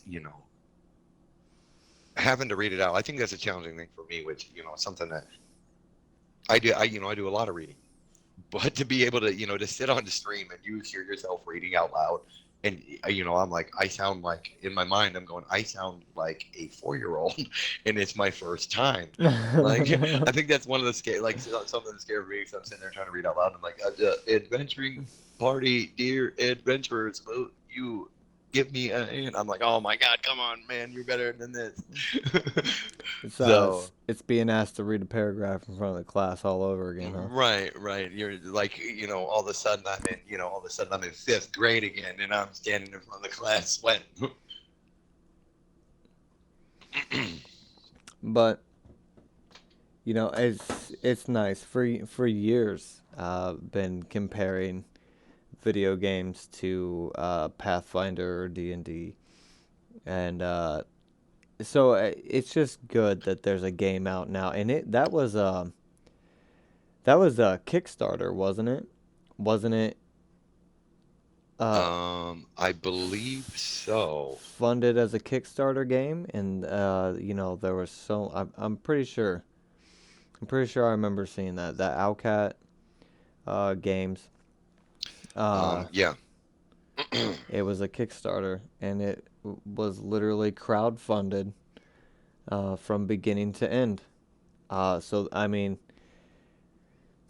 it's nice to see that we kind of talked earlier about how some of these game studios let us down. It's nice to see that there was a studio very dedicated to bringing Pathfinder as a game as it is, as close as they could make it, um, with just fan funding, people that wanted that as a video game. That's pretty incredible. Nowadays. Actually, Pillars of Eternity, excuse me, Pillars of Eternity is also a game. Sorry, really? I did look it up. But the first Pillars of Eternity 1 is also a Kickstarter game. So, fans, they wanted this. And so, people pitched in and stuff like that, and that's it. Very great game. In Pillars of Eternity, there's actually, for the people who did their Kickstarter, I don't know what qualified you to get this position, but you were able to create basically a character and kind of like a backstory for that character. And those characters were watcher, the character playing the game, the player could go up and click on them and would get like this insight to their soul and have like a mini story, that was created for, this person, this Kickstarter person who, helped fund the game. That's pretty badass. Which is something that, they did in Pillars of Eternity 1. So that very cool. Just small thing. I mean, obviously, if you go around and you read them all, you're gonna spend because there's so many things to interact with in the game, and just to read. So it is daunting to to take on games like that. But I always feel somewhat when I first started doing stream. We're both still pretty new to it. I mean, neither of us are affiliates. We're both pushing for the the average viewers and the 50 followers, the community. I felt like when I was playing these games, I felt like I had to push the action. At first, I felt like, oh no, I better keep progressing. And as getting into couple of weeks of doing this, creeping up, we're going to be creeping up on the first month of being Twitch streamers. I'm more relaxed about it. I'm like, what, the game needs to progress at my speed, because that's what I'm enjoying. And I know that we're both still missing, the webcam. My webcam, by the way, is October 2nd when my webcam's coming, or it's supposed to. My webcam says it'll be here before 9 p.m. tomorrow. So, oh man, just if we would have pushed it back, a day, the Game Chat, they'd be able to see it.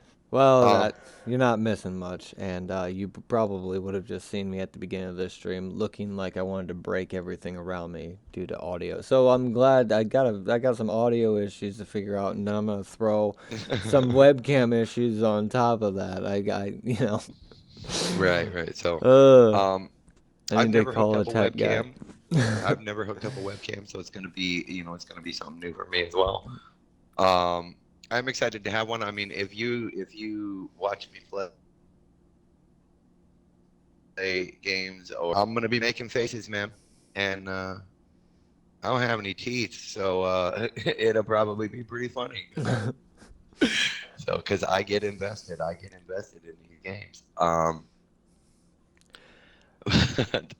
That's why I'm glad it's coming as soon as it is, because I had mentioned uh my Thursdays are gonna be horror game streams. Um That's gonna be and exciting. That's and gonna be fun.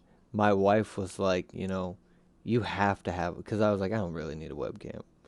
But I'm like, yeah, I'm writing out this schedule, and I have Thursday written down, and then I write horror games. And my wife's kind of looking over my shoulder, and she's like, "You have to have a webcam if you're gonna be doing horror games, you fucking dumbass." Like, she's like, people want to see that. They want to see you jump, and yeah, so So he's like, "All people right." enjoy that as well because I do play Dead by Daylight. I don't know how many times, I can't count how many times as the killer. I play as a killer. I'm a killer man. That a survivor has like jumped and he scares me and I'm the dangerous one. I'm like, oh like shit. And I'm like, oh yeah, I've got the machete. He'd run for his life. He scared me. So it'll be a good time.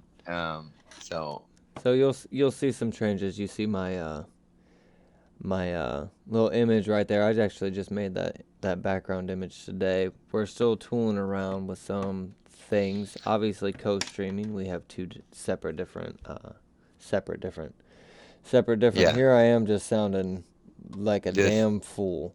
just separate different. Some separate different stuff. Uh, we have separate images and layouts and everything. So it'll probably adjust. Um, Because I think I'm figuring out OBS a little bit. As long as it doesn't have anything to do with audio shit. there I've got are some stuff figured out. there are So, some Streamlabs tutorials out there. So you're gonna have to put in the work and yeah, actually Alpha Gaming. sit. You mentioned him earlier. There you can see uh, Rogue's image that he made. I made a joke about having my skull biting the microphone, so he did that for me. We can see Yeah, there's actually on there there's been some changes already for to the layout of these skulls and the look of them. So we're still evolving. Not sure everything. Some of the challenges that I'm seeing as getting to this month mark is. At first I was like, whatever. I know what I'm gonna be streaming. I don't need a schedule. Now I'm like, you know what? I need a fucking schedule because I am running myself into the ground with this. Like, you just know, and it's like eat, sleep, and stream. Just like I'm like making dinner, changing butts, chasing kids, and I'm like, oh shit, I got a stream coming up. right. It's it's definitely its own kind of monster, but I really am liking it. I think I said this, the last one, but I just want to, kind of reiterate it. It's made me look at the games I'm playing in a different kind of way. Before it was just like, oh yeah, this is cool. And now, I just work out whatever worked for me, on my own terms, in my mind as I was pushing through these games and playing. But going through and I think I'm getting better at explaining my thought process behind certain things. I'm I still ramble, I like a am lot. not. I am not. I am constantly talking trash to the enemy because like I'll have a dark elf and God of War are like slow walking and are you edge walking me?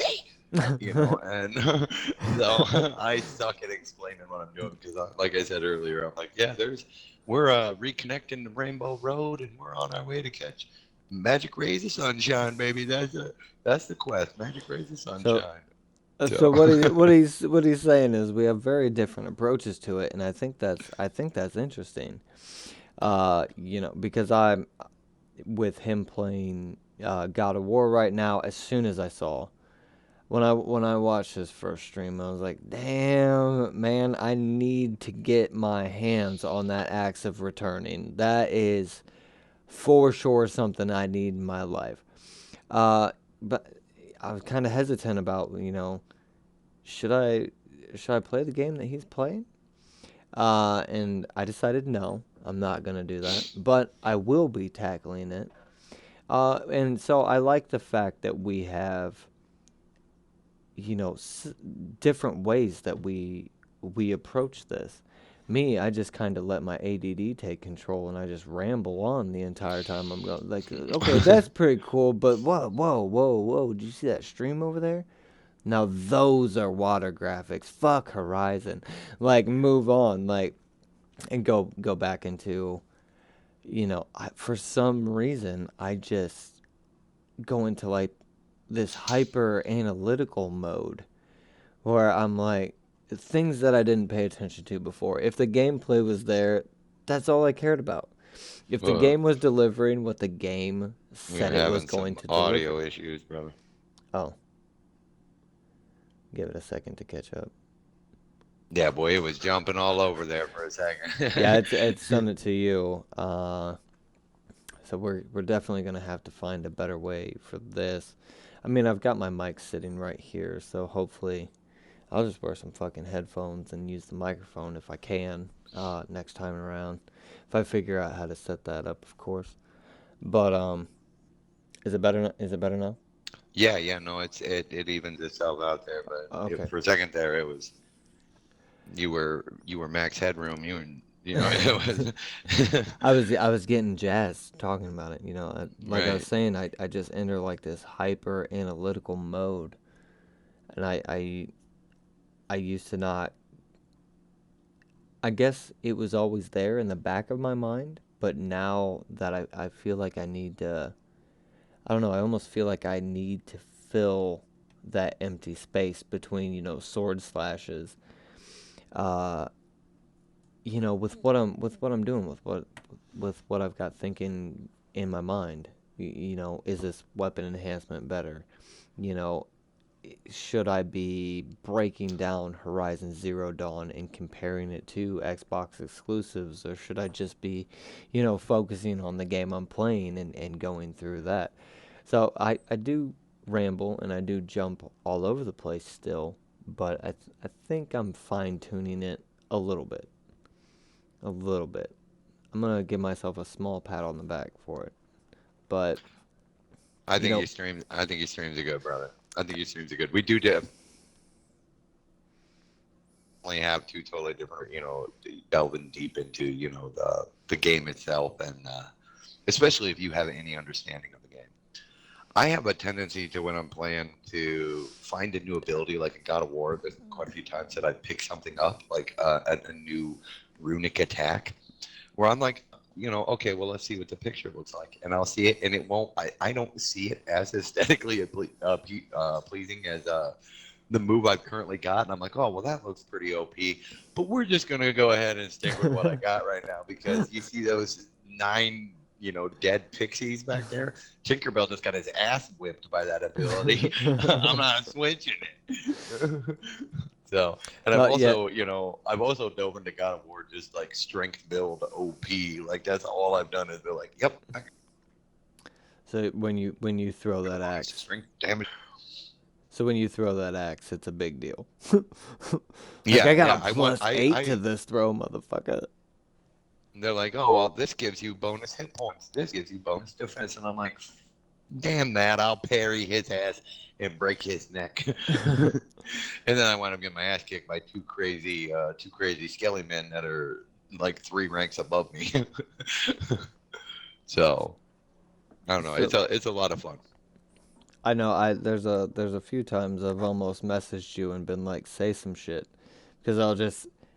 I mean, and if you're watching his stream and you're seeing him play this fucking game, like, you'll just notice, because he'll just pan the camera randomly, and it'll just be completely lost in the world that is God of War, which is nice as a viewer. It's nice because, uh, it's like you said earlier, it is a gorgeous game. They did phenomenal with the look of that world.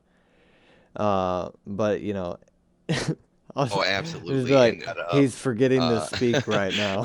I forget that I'm streaming because the game is so captivating. I'm so invested that I'm just like, oh shit, yeah, I'm live and I haven't said anything in like 17 minutes. I should probably start talking to people, because this is just exclusive gameplay, No. Um, So we're, so I am trying to get better at that.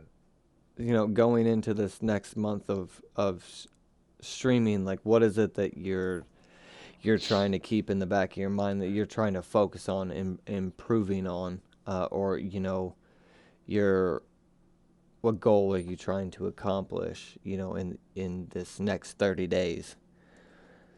In this next 30 days for me, I know that like if you look on Twitter and you're invested or involved in any of the Twitch community, there are thousands of posts about the Quest 2 affiliate and stuff like that. And I've even had some of my tweets go up there about the getting to affiliate, and that's definitely a goal that I want. That is definitely a goal that I want as as an aspiring Twitch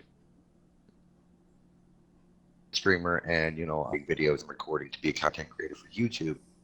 Um, but this is a very good trial period for me as as a gamer and commentator to kind of hone that craft. I don't think I could handle going viral. I don't think I would be able to, like, if all of a sudden I got like some super funny thing happened, and then I log into my Twitch the next day, and on my YouTube, and I've got 200,000 subscribers and stuff like that. I'm gonna be like, oh shit, I don't know what to do next. um, because I'm never gonna be able to remake whatever that great thing was. I'm gonna be like, listen guys, that was completely an accident. I appreciate all of you. I will make a video where I thank all of you by name, but it's gonna take a while. Um, but for me, this is an experience. This is something that I have done a lot of streaming. If anybody checks my channel, I sometimes 3 times I pay. And it's I'm some days I'm running on 4 hours of sleep, because I got babies to take care of, and I'm still trying to micromanage family, which they're definitely first for sure always. But it being a very busy thing, I'm loving every minute of it. This is the most one of the most engaging ways I've had playing video games in my entire life. And with the idea of becoming an affiliate, people to follow my channel that want to show up, that want to make become friends, that want to talk to me about games and stuff like that, and be a part of an actual community. I don't want follow for follow. I don't want to cheapen my experience, or the experience of somebody else, because if I don't think follow for follow will work. I want legitimate community, and if that community is only ever a maximum of 10 or 15 people watching me play a game, for me that's awesome. That's awesome. Small goals, I guess, is what I'm after. How I feel about it. um but for me, I want it to be genuine. I want it to be legit. Right. So make people laugh and get to know them and have a good time. So I'm excited about the webcam. I'm also a little nervous about the webcam because I've never done it before. I've never been on camera to whomever on the internet feels like stopping by and being like, you don't have any teeth, asshole, and then dipping, Right. but that's I'm gonna brush that off. I got a ban button, people. I got a ban button, sir, sir. But so I am excited about it. I am excited about it, and I think I'm shooting for small goals personally. So I guess same question, man. I guess this is kind of the us wrapping it up question, but you know, where's your head at when it comes to all this? What are What are your plans? Well, I can tell you that financially, I'm invested. Um, I went from I'm one gonna spend my console. last dollar. I went from one console to now I have everything available. Um, you know, uh, you told me when I was getting it. You're like, it's kind of addicting, and I was like, yeah, whatever. No, it is.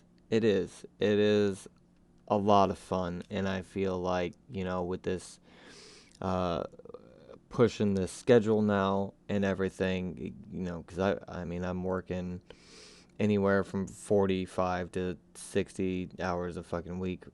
Also, like, uh, having the schedule, I feel like it's gonna be a lot start flowing. I want things to start flowing a lot better.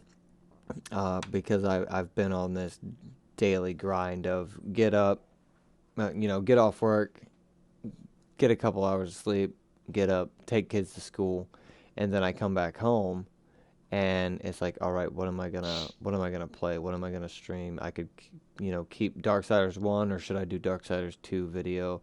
Maybe I should try something else. Maybe I should run Right, right. Kingmaker. Maybe I should do that. So with this schedule, I'm just gonna force that. I'm just gonna push that. And if kind of like what you were saying, if people want to come and check it out, hell yes. But I'm not like you said looking for that follow for follow shit. If I tune into your channel, I'm gonna follow it if I like it. Right. Shout out to Sadoon, right here, because Oh yeah. dude, I love tuning into that his streams. His wife being taking part in it. Like, my wife's supportive, which is awesome. It's awesome Oh, that she's supportive. oh Like, yeah. you want to play video games all fucking day? Okay. I'm like, wait, what? You said okay? I had You this, get scared. You I had start getting this, scared. I had this whole speech prepared with bullet points and everything, and you're just like, yeah, cool. What do you need? Is nice. Um, so, uh, but I do look up to Sadoon because he's just a good guy. He's just laid back. He's got the kind of stream that I kind of hope I have. Oh, for sure, man. Laid back, good community. Obviously, the people tuning in, he's like, "Oh, hey, it's been a while," but they're back, and he recognizes their name, and he knows who he's talking to. He will actually, speak to me when I pop in chat. He'll be like, how's it going, zombie? How's your day? I'm like, well, since you're asking, like, this is how my day is. And he's like, oh, man, yeah, okay. It's good. Like you said, that community feel, um, as much as possible. It's, it's a stretch goal for me, I guess. But if I can push out these games, I think it's a and very achievable goal. I think if I can push out these games, and I'm like I said, I'm gonna diversify. I've got quite a few things. Tuesdays is gonna be PS4 exclusives day, and I'm obviously gonna be continuing on with Horizon Zero Dawn. Um, but I'm understanding that now that I'm playing that game, it might be a lot longer than what I expected it to be. So that's hashtag blind playthrough problems. It's like, wait, this game has how much shit to it? Fuck. Um, so, but I'm gonna push through that. I got some other ideas in mind, but I'm making sure that I got a free day in there so I can just spend time with the wife and the kids, and let them know that I didn't forget about them and all this video game stuff. Uh, but I'd just like to, I guess over the next month, I'm hoping to fine tune. I think I've got a pretty good start, a pretty good base going right now, and I'd just like to fine tune that, and I think that will, um, hopefully propel me a little bit more. it's been pretty chaotic. I mean, I'll have like 2 or 3 videos one day and then nothing for 2 days. So if I just push this other stuff, I really think that I have just more consistent content being coming out, more diverse content coming out. Plus, I don't know if you want to mention it yet, but the potential for us uh, putting out videos of our Pathfinder play sessions. That's definitely in the pipe dream. Right. When it comes to content creation, those will be recorded, and I'm definitely willing to throw them up on uh, Zombie Plague's YouTube channel as well as my own. Yeah, I wasn't saying that I Those thought are that was going to be coming up soon. I was just like, that's no, they're we're looking at stretch goals here. Like I would really like that to come to be yeah, a thing. stretch goals. Um, Definitely going to be testing the water when it comes to recording Pathfinder role-playing games, and my objective with that is to cut out a lot of the table talk and almost a role-played story, and then imaging and stuff like that to try to build it up. I've got some ideas. I don't really know how to do all that stuff yet, but that is definitely one of the goals for content creation for YouTube. Um, but yeah, that is something to continue to diversify. What we do on Twitch, and what I have to offer as a content creator, and as a role player. I don't know if it's really. It always feels weird to call it a content creator. Because I'm, content creation for sure when it comes to, role playing and stuff like that. But me just mashing some clips together and, putting some funny shit in the background when it comes to like killer recaps for Dead by Daylight, that does not feel like content creation. That feels like me just having a good time and putting a bunch of videos up of me smacking people in the face and throwing them on a hook. Right. Which is a shitload of fun. Because I'm like all the survivors. Because in my mind, I'm the good guy. They're trespassing. They're taking trespassing. This is a restricted area. taking get off my lawn a little bit seriously, aren't you? Yeah, this is a restricted area.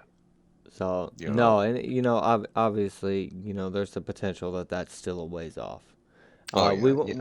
we want to make sure, that if we are to tackle something like that, that is something that we've talked about. That is something that we would like to see happen. But if we bring that, we want to make sure that it is, good content.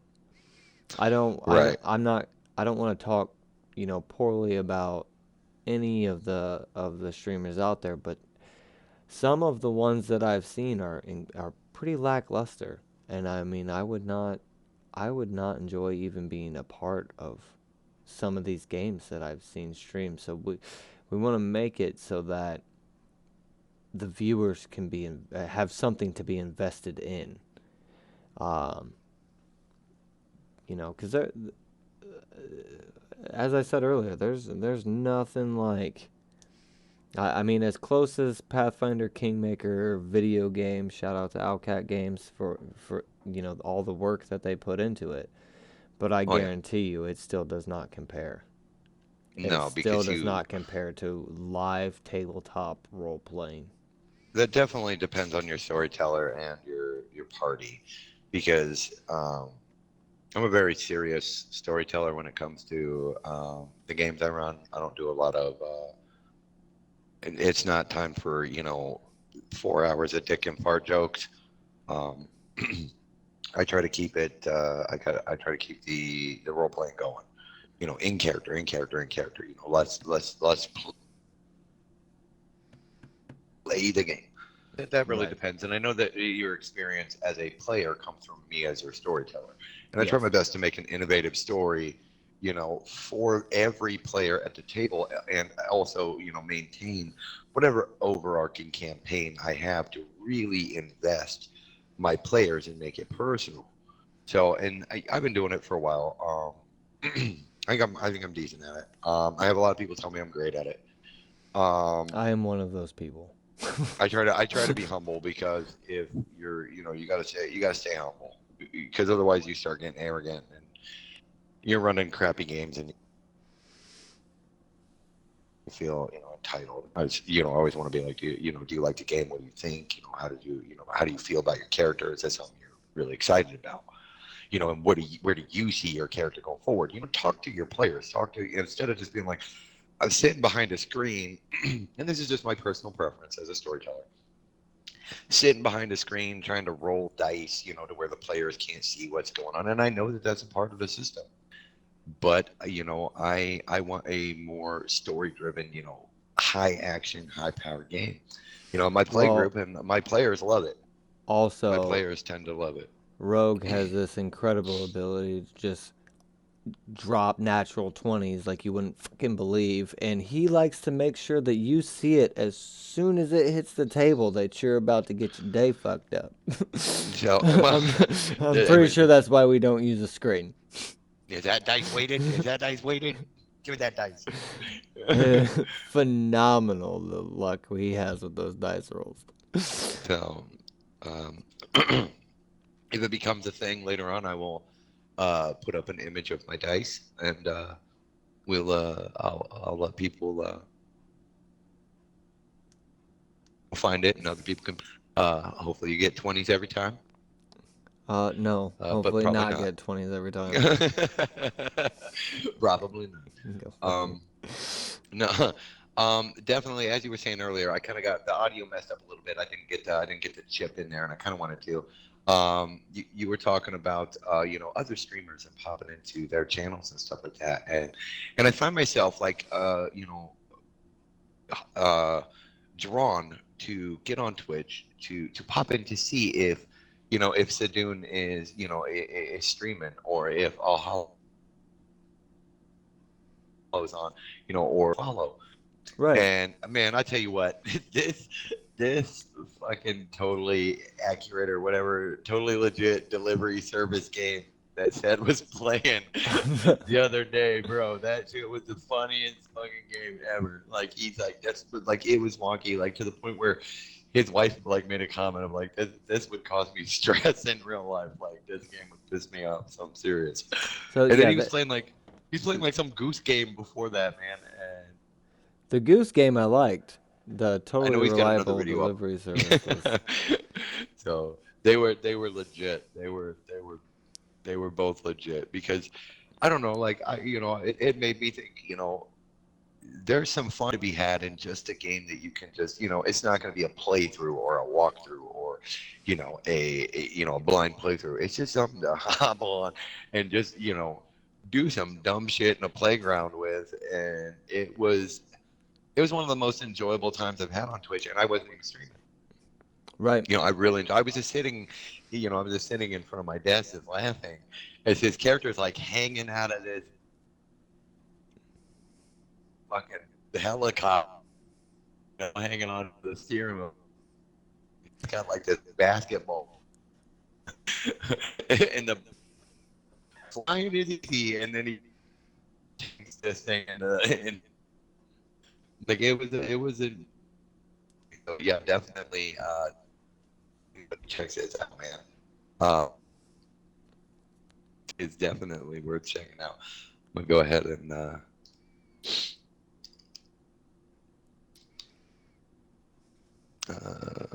don't know why I did that. There we go.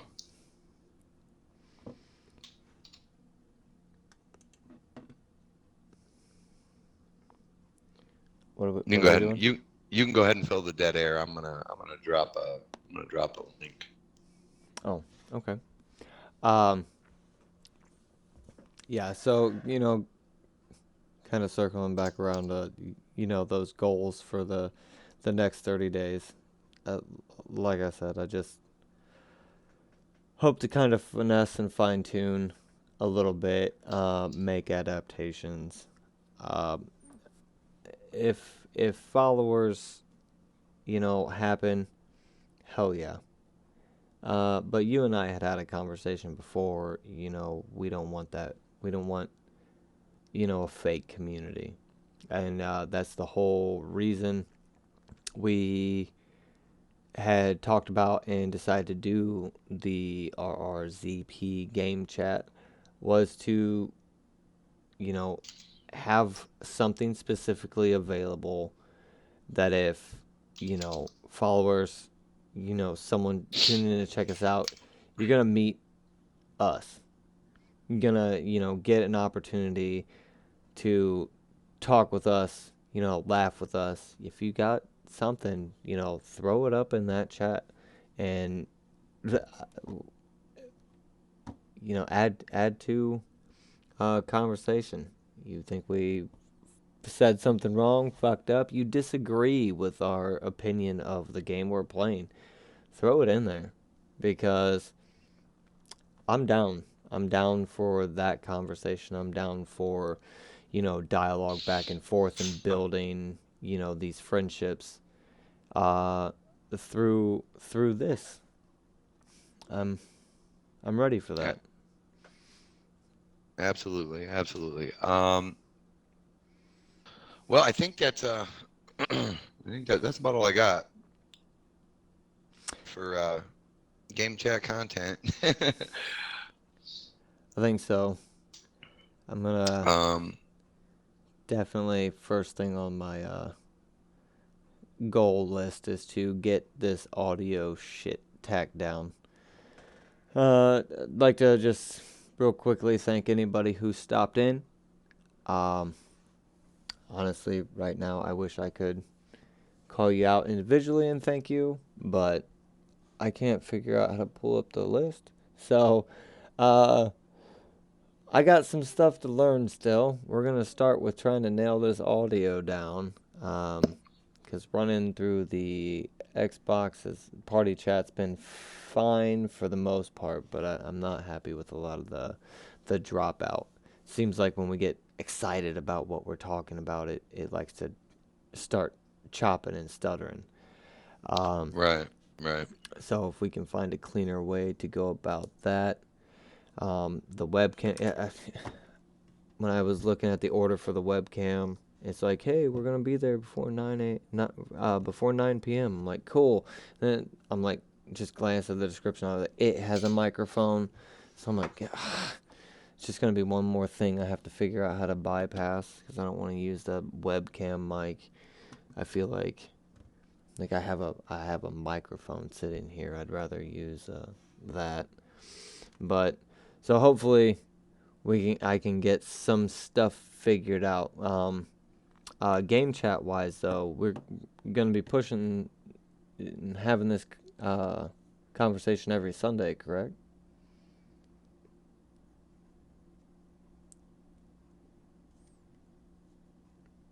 Rogue. Oh, your audio cut out there, like right at the end. I didn't know if you were done. I was waiting for it to catch up. I'm sorry. I No, wasn't no. trying. I was just sitting there dead air, but dude, Said dude. we're Um, gonna be doing this game chat every Sunday, right? every Sunday, 9:30. May push it back to 10, depending on. I got babies that go to bed around 9:30, so it's always like, man, am I going to be able to make that deadline? But definitely going to keep this game chat going. Something else for the game chat, whether you want to hit us up at, we're not the only people with Steam. Find us on Steam, hit me up with a friend code. Send a message, critiques and stuff like that. What else could we be doing? What else could we be talking about? What other topics do you think is cool? Um, I'm all for it. Obviously, if I'll have to do some research if I don't know. Shout out to chat. All hollow. Appreciate you lurking. I see I got Sadoon in here lurking. Either he was in and out. Um, Obviously, big shout out to my family, Cadence, Brooklyn, Giorgio. Love you guys. Appreciate the support. My boy Giorgio. Uh, you know, um, and this is Ashley. That's waifu. Popping in. or letting me use her phone to do it because she's like, I ain't watching that shit. Which I understand. That's fine. You don't have to watch. She's like, I support you, but I do this on the daily. But definitely big shout out to everybody who stopped by, everybody who's checking this out. If you find this later on, you know, and you're enjoying what we're all about, hit the pages up. Send me a whisper. I don't think you have to be a follower to send me a whisper. I don't think I have that option blocked or anything like that. I definitely am, not looking for follow like I said earlier, but I'm all about making friends. So, and building a community. So, unless Zombie Plague's got something else, I'm gonna kick up a song and then I'll close this out. You go ahead and play that funky music, white boy. I'm gonna find that funky music, white boy. Wait a minute, will that get? What if I sing the song? Is that?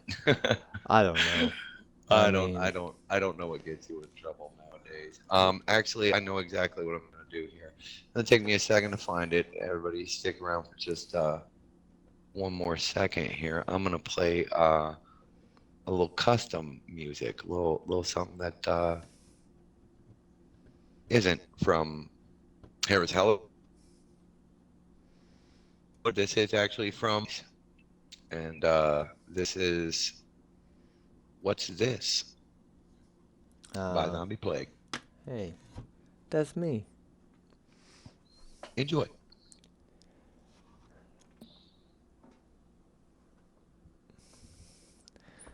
That is gonna be it for today's game chat.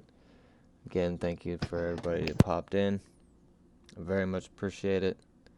Hopefully we keep seeing you. If you wanna drop something in the chat next time, help us build our narrative here. Like, I don't know what to say. Hopefully I'll get more of these things figured out. Maybe I'll figure out how to play my own music. But yeah, thank you, and we'll see you next time. I'm Reggae Rogue, and that is Zombie Plague, and we appreciate you. Good night.